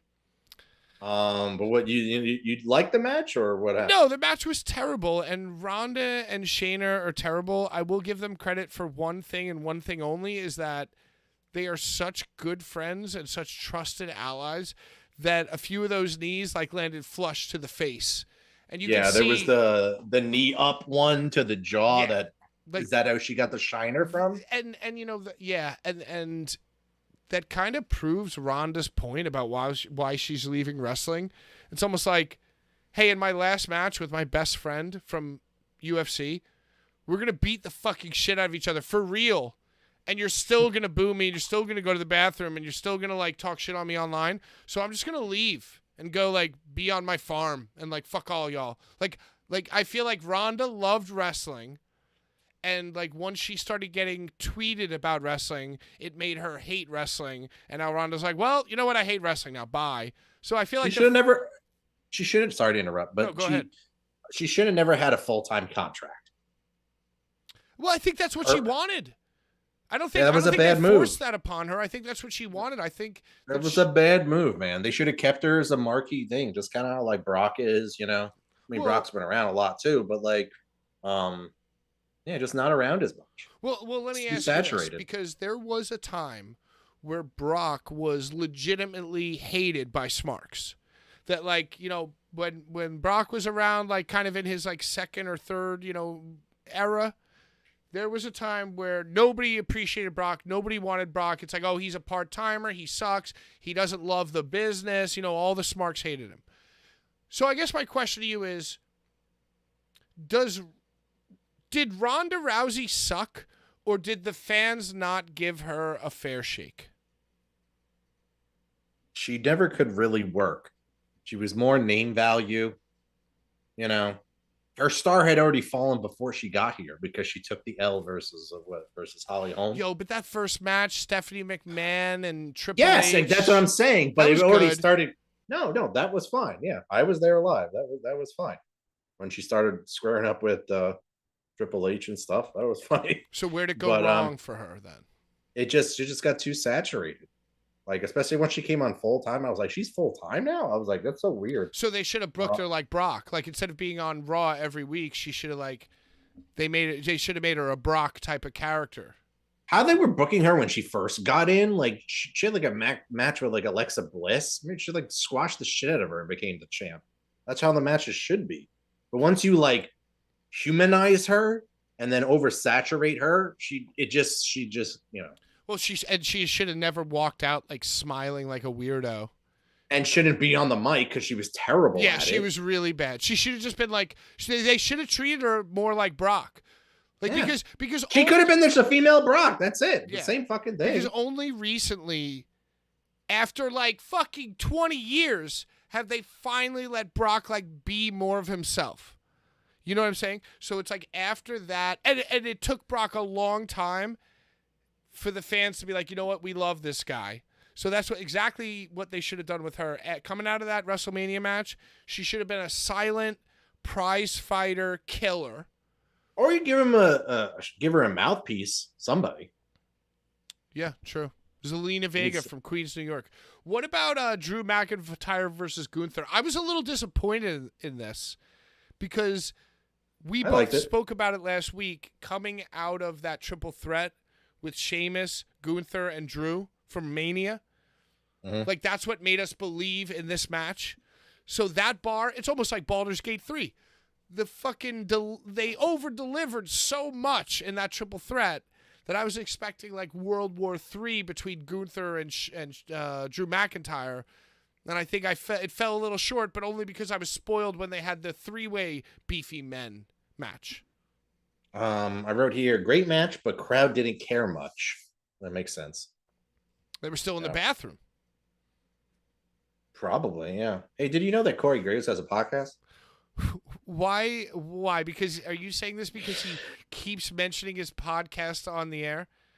He's like, I mentioned this on my podcast this week with I'm like, come on, man. He mentioned it like 4 fucking times on the show. I hate him.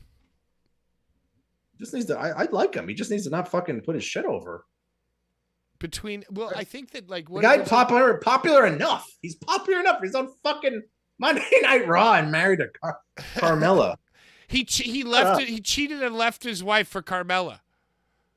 Yeah. So like, how much? He's not getting canceled for it. You're good. No, he survived that. Killing your shit. So what do you think about this Gunther Drew McIntyre? You said you liked it. You liked it more than me. I did like it, but it did fall so much. I don't have extensive notes on that one. Sorry. No, I mean Gunther wins. Well, and the thing is, it's like I say that I was a little disappointed by it, but I understand that both guys still really, really cared and really beat the shit out of each other. But it just so happened that the last thing I saw them in was so dope that I wound up being disappointed. But no hate on them because it was awesome. Well, it is what it is. I mean, like, not every match is going to be. What do you think about the Gunther 4 3/4 announcer and the coat flip? Like, shouldn't he just come out without these guys in his coat? Like, why is this guy going, like, he's just talking like an idiot. He's like a cartoon from, like, Rocky and Bullwinkle. The Intercontinental Taguta! You mean, like, what's his name? Yeah, what's his name? Exactly. Dude, I hate that guy. They had him on Raw this week, and he kept trying to hit on, was it Maxine? Oh, what do I get is that a scent of long-term storytelling, perhaps, that I feel? All right. I mean, she is blonde-haired, blue eyes. She would fit right in with the. Oh, there you go. Yeah, there you go. Next up was Finn and Seth. Seth? Yeah, go ahead. I'm trying. I should have pre-read my notes. Seth is wearing the same vest from 7 years ago, and no one knows but Corey Graves. Hey, did you know he has a podcast? I had it like 4 fucking times. Hey, did you know he has a podcast? Plan A. Stick to Plan A. Plan A. Kick out fest. Shaking my head. Plan A sticks to plan. That doesn't make any sense, but I do love where you're at. Because at one point in the match, he was like, "Do you want me to cash in?" Or he was trying to Damien was trying to hand him the briefcase, and Finn's like, "Stick to the plan, Plan A, or no Plan B, Plan A." You could hear him saying that, and then I was like, "Well, yeah, Plan A is the kickout fest," because then what happened was in the go home, it was just the WWE typical kick out of every finisher, kick out of the double stomp, kick out of the curb stomp, kick out of the briefcase to the head, kick out of this, just keep kicking out, and the crowd's just eating it the fuck up. They love this it. Is long-term storytelling. This was the match. This was the match that was extremely long-term storytelling, because 7 years ago at SummerSlam, Seth Rollins threw an outside of the ring buckle bomb to Finn Balor as the Demon, and he because he is 6 foot 206 pounds. And he's not the size of an actual wrestler, the trajectory of the fucking thing broke his shoulder in like a million places or whatever. It wasn't apparently the injury wasn't that severe. Did we talk about this last week? The injury wasn't that severe when he hit the impact. It was after the match had then finished, maybe finishing the match didn't help also. But then when he went back up to the top of the stage, the cameraman that's shooting him is like, put the belt above your head. And it was like crunch, crunch, crunch, crunch. Oh! So it was the cameraman's fault. Yeah. I knew it. But anyway. I'm pretty sure in that documentary he did say like putting the belt above his head. All right, so you know what? I shouldn't hate on Finn Balor. But it is true. Like, if he wasn't booked the way that he's booked, he could just as easily be in the Cruiserweight Classic. You know, like there are a lot of guys in the Cruiserweight Classic who are bigger. Anyway, so he got his shoulder broken. Then he came out. And, Joe, I mean, can you imagine how good of long-term storytelling this is, where he had a marker on the same shoulder that was broken 7 years ago? Guess what it said, Joe? It said 7. 7. The name of Finn was Balor's favorite movie as well. Yeah, that's what I thought. Yeah, it was like 7. I kept thinking of that. Yeah, just every show from now on, he's going to write the name of his favorite movie on his shoulder. No, but it was 7 years at SummerSlam. What he should have did just came out the demon and fucking squashed the fuck out of Seth. And then Seth Rollins came out dressed like gay Jafar. You know? Like Jafar would dress in like Broadway's Aladdin. You know, very, very bombastically. And did you see that he was wearing the same vest though? Right. Well, after he took off his parachute, he was wearing like a wind-breaking parachute, like fucking. He looked like a wrapped hard candy at your grandma's house. I wonder if they're going to talk about it on Corey's podcast. I'm gonna have to check that out.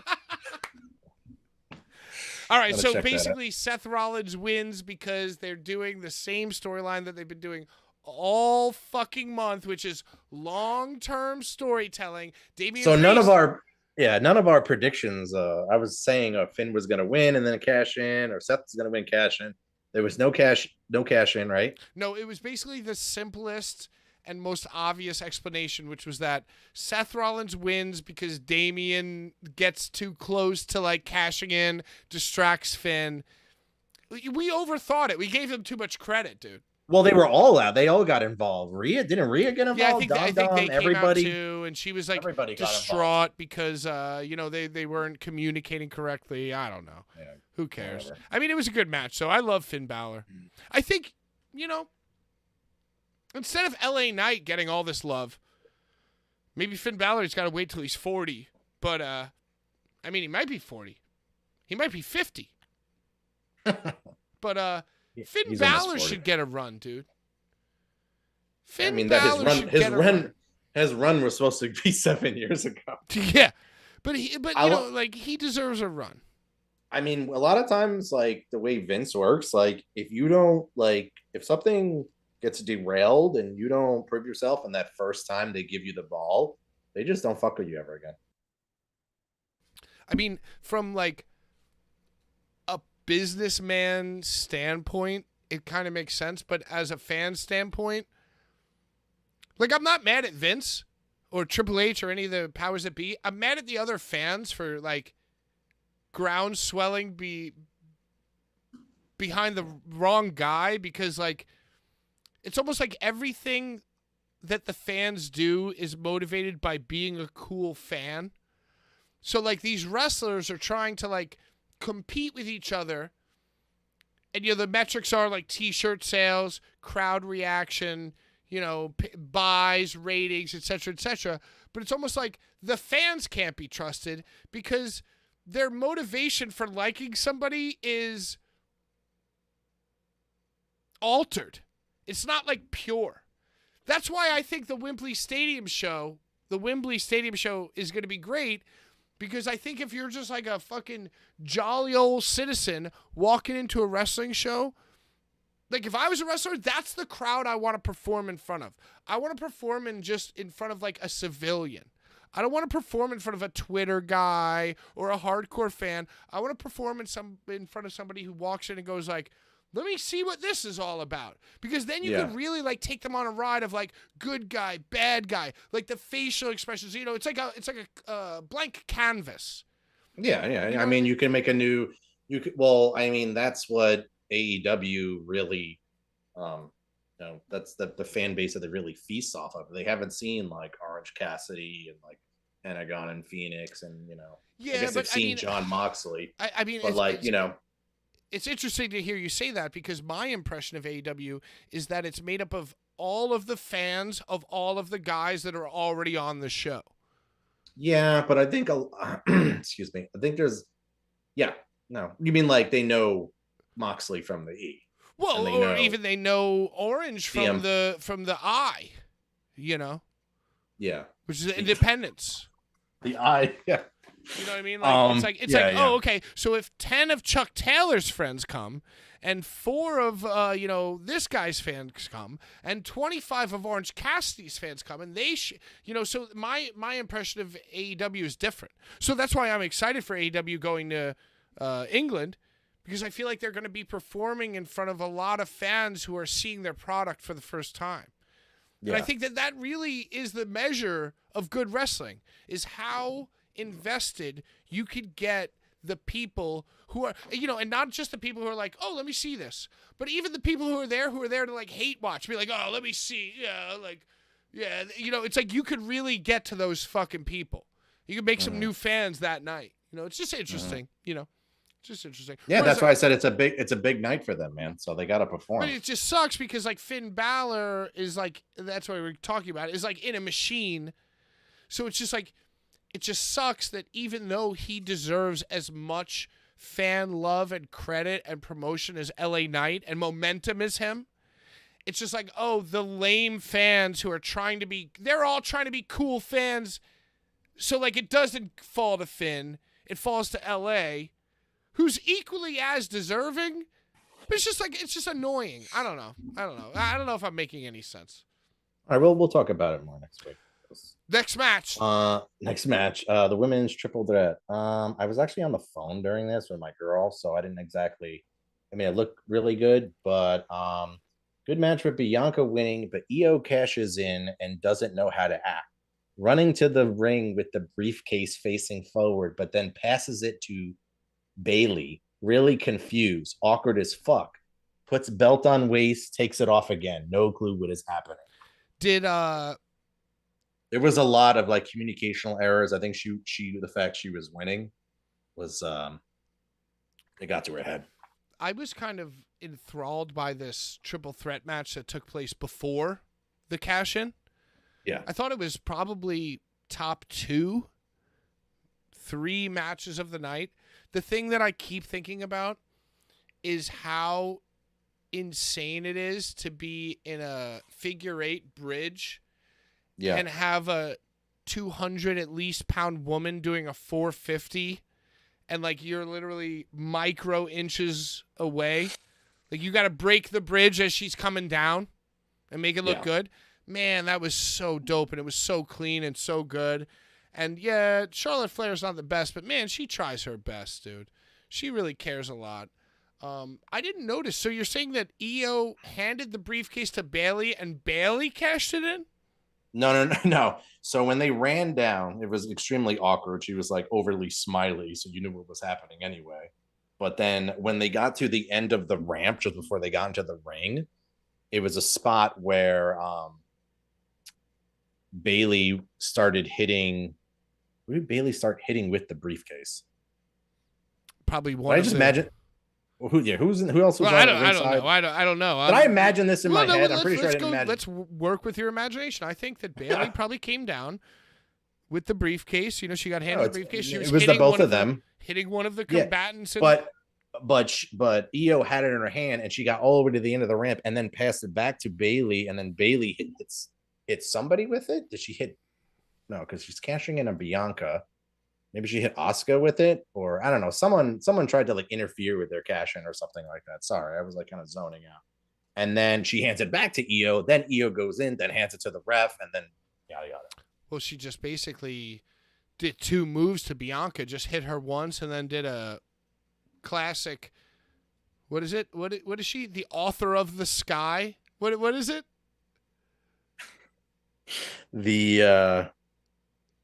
It's not the author of the sky. It's something of the sky. Is it the artist or the like artist of the sky? No, I don't think. Well, she authored the sky right the fuck out and did a backflip and pinned Bianca 1-2 tree. Well, they need to bring Kyrie Zane back. Apparently, that's another rumor. I liked her more. Oh, yeah, dude, that elbow, that's probably the best elbow ever. Insane. Yeah, The insane elbow. insane elbow. Yeah. Who That's the knows? Who shit. knows what will happen? And then we had nothing left but a 10-minute promo. Yo, the thing about the Bloodline is, man, they just keep adding chapters onto like the recap before the match. And it's like the recap before the match, man, that really gets me hyped for the match. You know what they should have done? They should have just started from the very beginning and included the Sammy stuff. You know, it's like they only showed like the brother stuff this time. Nah, dude, every time they do a fucking Bloodline match, it's like when season 5 of The Wire comes out, I want to watch the recap from all 4 previous seasons. So, yeah, maybe season 2, season 3, that wasn't about what's about to happen in season 5, but I still need to see it. It's I need to see and consume every nugget of this Bloodline shit. Yeah, I'm kind of over it. Oh, you're over it. Yeah, I mean, like, yeah, we saw the ending coming from a mile away. I mean, I assumed that Jimmy was going to come in once he started getting jumped by Solo and Roman, essentially. If he's not coming out now, I assume he's going to come out at the end of the match. And if he comes out at the end of the match, why not screw him out of the match? So it was pretty obvious. And then the match itself, that was like, okay. I think it was very similar to the Cody match where Roman was pretty much on offense the whole time, right? And then, which I hate that style of match. And then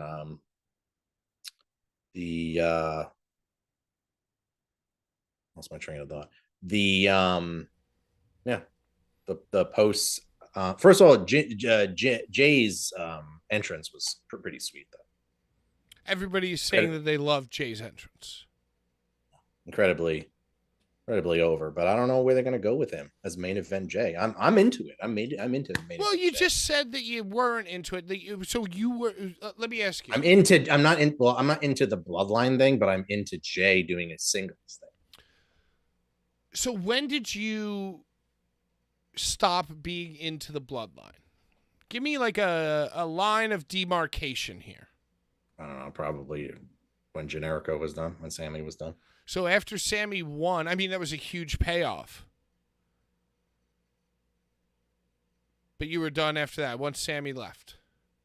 Yeah, and I also think the Cody not winning kind of affected it in a little bit of a way. You know, I mean, they really did seamlessly bridge the Sammy into Cody. And then Cody didn't win. Cody moves on, and now they're dealing with like the cousins. Yeah. Oh man, I'll tell you this, Joe. I feel a little bit in agreement with you. And we need to talk about what, also not to just cut you off, but like what Heyman said in the media scrum is very scary. If they're saying 4th inning, only the bottom of the 3rd, even worse, bottom of the 3rd. That's conjecture and that's hyperbole because after WrestleMania, that's just a thing that Paul Heyman says to sound cool. Because after WrestleMania, somebody asked a question similar to what happened, at the media scrum.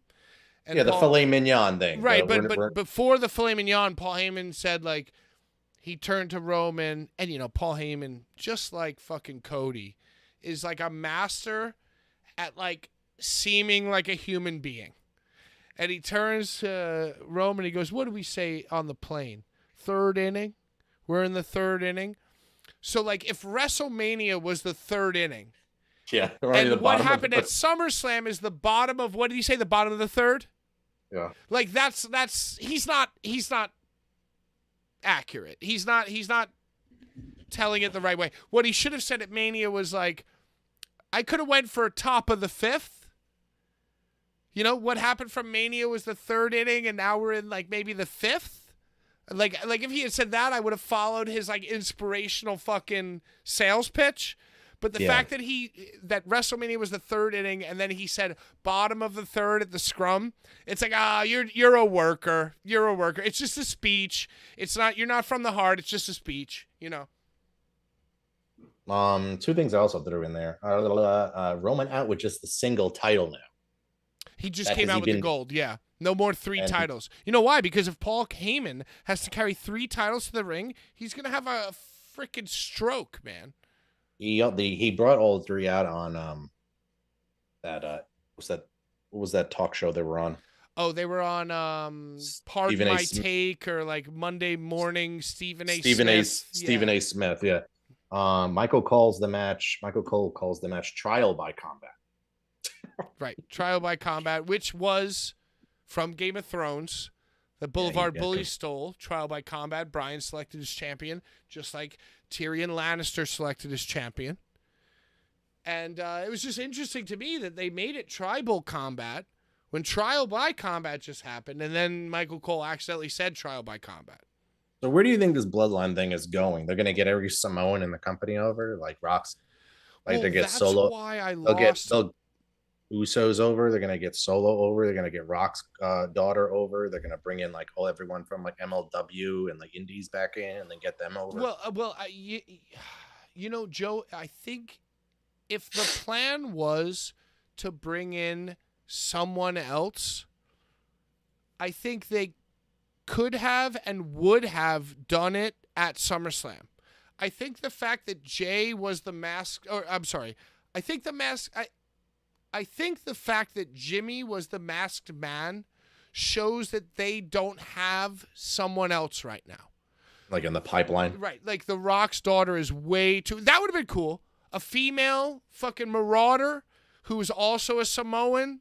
And then like that, and if she was ready, maybe that leads us into The Rock and Philly, which we also should talk about from the Kevin Hart interview. But, you know, I feel like the fact that Jimmy was the masked guy shows to me that they don't have someone else right now.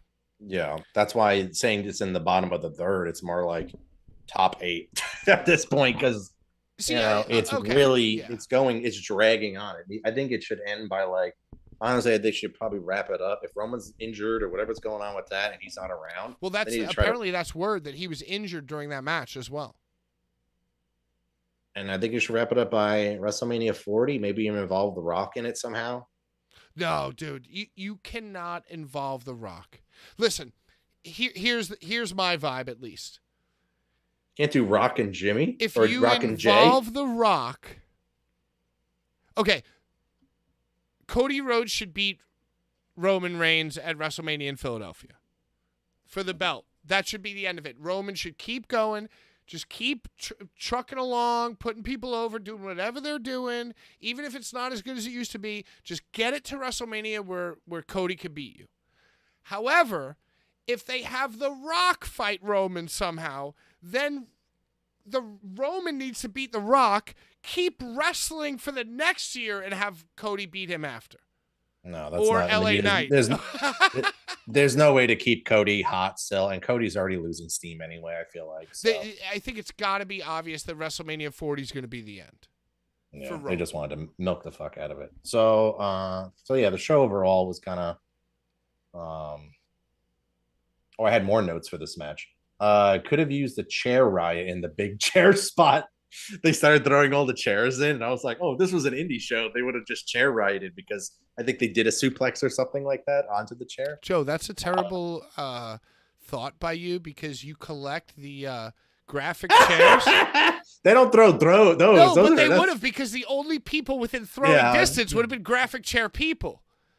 So if you were there, you would have been like, no, what are you doing? What are you doing? You're no money. Money. That's $300 a pop. Heyman growing Grays out.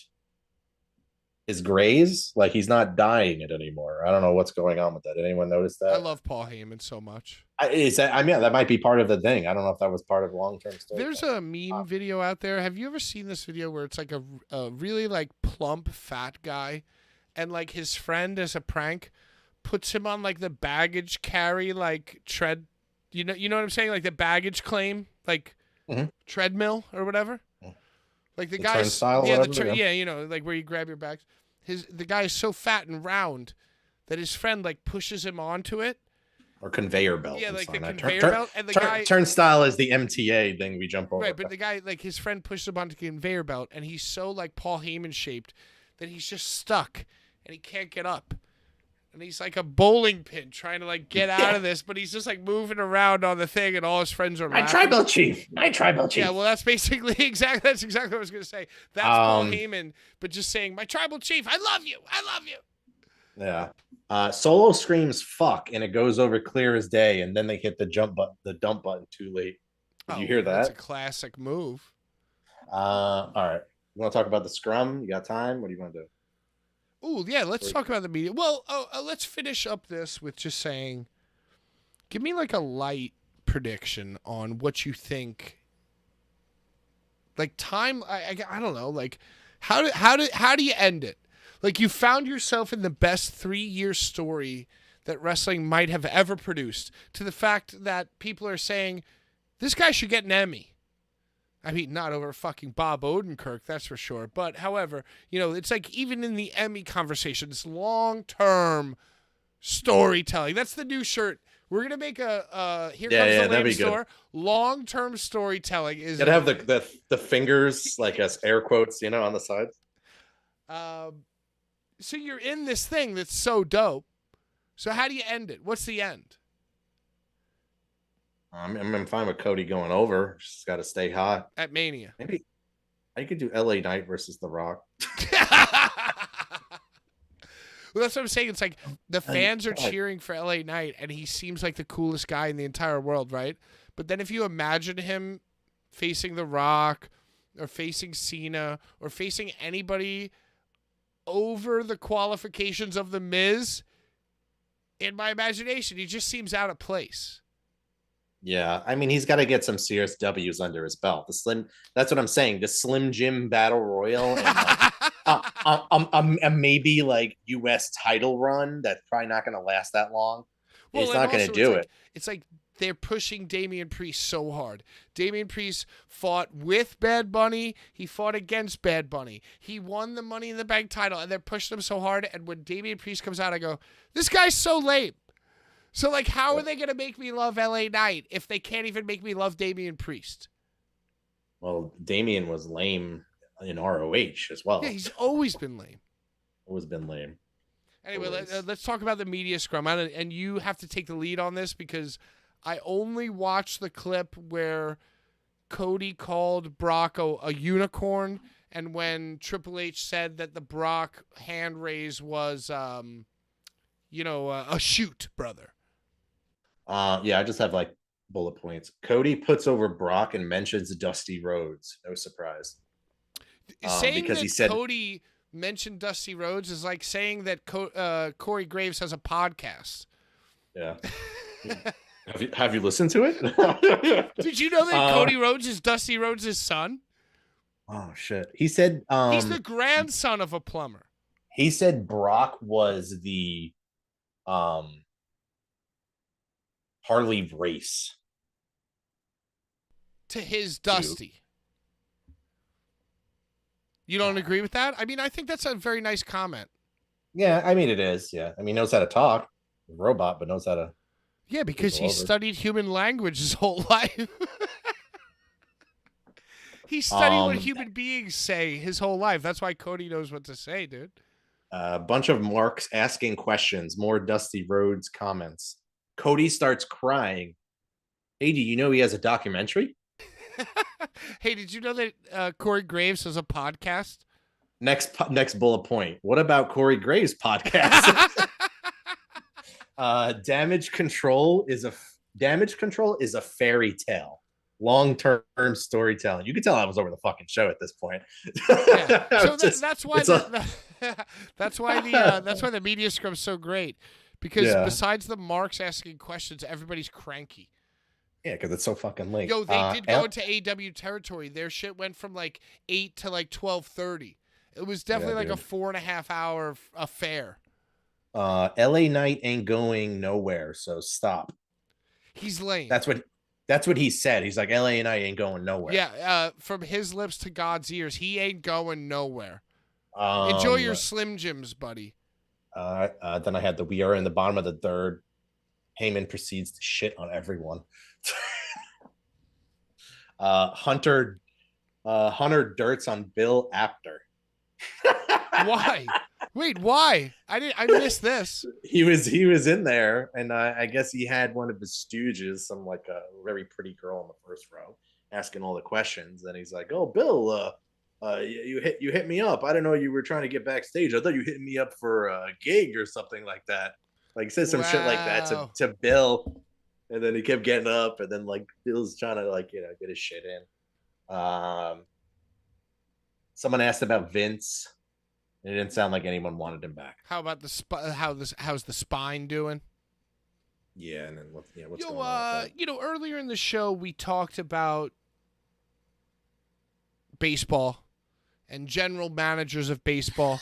As a baseball fan, you follow and critique the general manager just as much as you would critique the players. Am I right in assuming that, Joe, with your baseball fandom? Yes, of course. And I know that you're a hardcore gamer just like me. So we critique not only the piece of business that is being sold to us, but we think about and critique the developers, right? Do you also have developers that you are a fan of or don't trust? Blizzard, yeah. We went over that earlier. So in that vein of what I just said, how do you feel like basically Triple H is the GM of WWE? Like when there's something to be said or he's even quasi-owner. Like he's basically the corporate face of it. So give me, to finish the show, lame-o-meter, scale of 1 to 10. Or, I'm sorry. To finish the show, give me lame-o-meter, scale of 1 to Tony. How do you feel Triple H is doing as a creative? I like the scrums. I like Triple H at the scrums, but is it possible he is a Tony? Lay it on me, brother. Give me a soliloquy to end our evening. I understand he has to be a lot of business, He has a lot of like numbers and stuff he has to shoot out. Like this was the greatest gate, this was the greatest this. And he was like, "I'm not even gonna bore you this time," he said. And then after he dirted on Bill, and I trust him a lot. I think he's honestly a fucking 1. He's nowhere near a Tony. I kind of agree. And even though week to week WWE and some of their creative choices they make frustrate me, when they do a big 5 or a big 4 show like this, where they go find a football stadium and pack, even if the numbers are inflated, even if they didn't have like 80,000, 25,000 less than that is still like a fuck ton of people. Even if they lied about their Detroit attendance. It wasn't 90,000. It was actually 60,000. They lied by 30,000 people. That's still like the biggest wrestling show in the world, Yeah. And not only that, ticket sales don't even account for like the cultural fucking umbrella that gets descended upon the city like all week, Well, it's also a lot is merch. A lot is the buys, Peacock buys, all that shit too. That he was like, but he didn't want to go through it all. He's like, I could bore you. I could bore you with it all day. I can just do all that. But it's time to play the game. And then when life, I gotta cut this match short. So when life gives you lemons, you got to make lemonade. Oh, well, that's what happened with Becky Lynch. Apparently, they cut her and Trish Stratus's match from SummerSlam. But it wasn't even announced. And you know what? It was great for everybody. Becky Lynch ran with it. She was the superstar of the next night's Raw. She got to get into the Smarks' heads and be like, "Oh wow, Becky Lynch is so cool. She really did take lemons and make it into lemonade," which is exactly what they wanted. But you realize that's how stupid these marks are. What was given to her that was shit or sour to then have to make it into something sweet. They're just letting the feud go to the next pay-per-view. That's it. Right. Well, and not only that, she got. And I'm sorry. And also, H also said he's like, in 5 weeks we got this pay per view, Payback. Payback, and then after that it's Fastlane. So he'd rather probably the main event of the next pay per view is probably going to be Trish and Becky. Well, no, I think that was like the main storyline on Raw the next week or the next day, because they wanted to like make it up for her, so they gave her like plenty of time to come out, and like she had like a few different like moments. And yeah, I don't even know if they're gonna wait till the next pay-per-view. I think it's like next week's main event. But anyway, the point is that it was like not a big deal, because you think about it, if you're a professional wrestler, it's like, oh, I don't have to wrestle. It's like, yeah, it's disappointing, but it's like, okay, so it's one less night that you got to like kill yourself because it's SummerSlam, and then you just got to like, you get to like land the plane by doing like segments each week until the next pay-per-view. Not too bad of a gig. No, you know, just people are like, oh wow, they cut her. Oh, match. I can't believe. You know, oh, it's no. like, yeah, I'm how sure many match chilling. show of like fucking 9-10 fucking matches on this show? Oh, well, it was a long show. It was like a 4.5. Yeah, exactly. You don't need it. Don't need it, bro. All right, final score. WWE SummerSlam 2023 from Detroit, Michigan, the biggest party of the summer, from Ford Field. Lame-O-Meter 1 being the coolest, number 1 stunner, versus 10 being Tony Schiavone announcing Sting. As a show, as a whole, give it to me, Joe. I'm gonna say it was probably. I thought it was a pretty lame show, but there were good parts. I'm gonna give it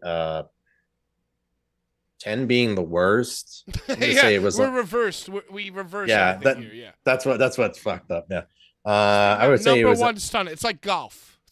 Yeah. Negative 10 is actually the best. Yeah, I would say it's at least a 6.5. Oh, so higher the worst. So you're gonna go slightly. So 6.5 is slightly lamer than. Yeah, I wanted to say like 4 or 5 out of 10, but that's like 6.5 out of backwards. Right. Okay, so let's just you've confused me. Yeah. No, well, I don't think a 6.5 out of 10 on the Lame-O-Meter basically means it's like slightly above average lameness. Yeah. Usually Raw is like a 9 of lame. This was a 9, if not a 10. This was like. You mean a full Tony? Usually Raw is a full Tony. Yeah, full Tony Schiavone. Yeah. So, but due to matches like, maybe the women's match, and then Cody, Brock, and then Logan Paul and. See, I'm gonna be. Ricochet. I'm gonna double down on the Lame-O-Meter lameness, and I'm gonna be super lame, and I'm going to say that as a hardcore wrestling pundit, as for those of you who watch this entire show know that we obviously are, as a hardcore wrestling pundit, I agree with you, Joe. I think it was above average lameness. Yeah. However, as a wrestling fan who just popped it on Peacock, which, by the way, Peacock, $5 a month. When wrestling was good, you used to have to pay $35, $30, $40, $60 a month for WrestleMania, So the fact that it was $5 a month, the price point actually plays a part in my Lame-O-Meter score. And then once they are in a big stadium and they really, really care, I just feel the energy of the lameness getting in my veins, permeating through my soul, and I start buying in. So I'm actually going to go below average lameness. I'm going to give it a 3.5 out of 10 on the Lame-O-Meter. Oh, okay. So it's somewhat enjoyable. I think you got a lot of guys and girls trying their best. And Roman Reigns is like locked in, and he knows he's locked in. And it's nice to watch somebody operate on that level, but it's also nice to watch people operate on a level where they think they're locked in, but they got a long way to go to lower the lame-o meter. Yeah. But it's nice to see everyone try, and it's nice to see a building with, even though they announced 90,000, even if it was like 55,000, that's still like triple Madison Square Garden. You know what I mean? They did a freaking wrestling event on a football field, like at a football stadium, which, like, to me, lowers the lame-o meter no matter what happens. And Mania was in that same venue 10 years ago, right? That's where H and Cena was, I think. Well, maybe. I'm not even sure. Sean And you know, I guess just to bring it full circle, it all relates back to our predictions of AEW at Wembley Stadium. You know, I think the wrestling is all about story, right? And what do all the old school cats say? It's not about the moves, it's about the story, right? And before you could even tell a story, before you could even write dialogue or have motivation or even have characters, you need a setting and a time, right? And how many times, bro, do you see when someone's like, Mick Foley, I grew up hitchhiking to Madison Square Garden to watch Jimmy Snuka, so now the fact that I'm wrestling in this building like means so much to me. It doesn't even matter if it's a house show, you know? So like wrestling's all about story. Before you can even have dialogue or characters, you need setting and time. And I think that the setting and time of SummerSlam was awesome. And I think the setting and time of Wembley is going to be awesome. It's so much to the effect that I think the AEW All In, although to a wrestling pundit, it will probably be a 7.5 out of 10 on the lame-o meter. As far as energy and excitement goes, and like crowd chanting and singing, and they're going to do soccer chants, and it's going to be so fucking cool. They're going to go nuts for Sting. I feel like it might lower my score to like a 3 on the lame. Yeah. Yeah. I mean, definitely like the crowd does influence the show. Like, it's simple as that. Just say everything you just said. The crowd majorly influences the show. Hey, thanks. Hey. But you know what I mean? Like, I'm looking forward to the show too. Obviously, you're very excited for it too. Well, I mean, am I very excited, or am I just very excited to talk about what I think? Who knows? Tune in next week to find out the answer. Joe, final thoughts, final words. Thanks for having me. Had fun. Thanks for everyone coming by. Hey, thanks for having me, Joe. And thank you to all of our viewers. Please subscribe. Please comment. No bathroom breaks next week. No bathroom breaks. Oh, my God. But you know what, Joe? We went over time. We went over time, but I did not smoke on stream. No, that's great. No smoking. Soon this will be family friendly. We're just trying to get all the kinks out. Oh, was it not friendly? Did I say cock this week? Yeah, I said penis. We said fuck a bunch. Shoot. All right. Well, hey. We'll get there. We'll get there. Thanks for watching. On behalf of Jedi Joe and myself, I love you guys so much. Tune in every Tuesday at 7, every Thursday at 8. Check out all the reels we steal from WWE's fucking social media account. And until next time, I'm Pat from the Boulevard Bullies. Hold on. Oh, here it goes.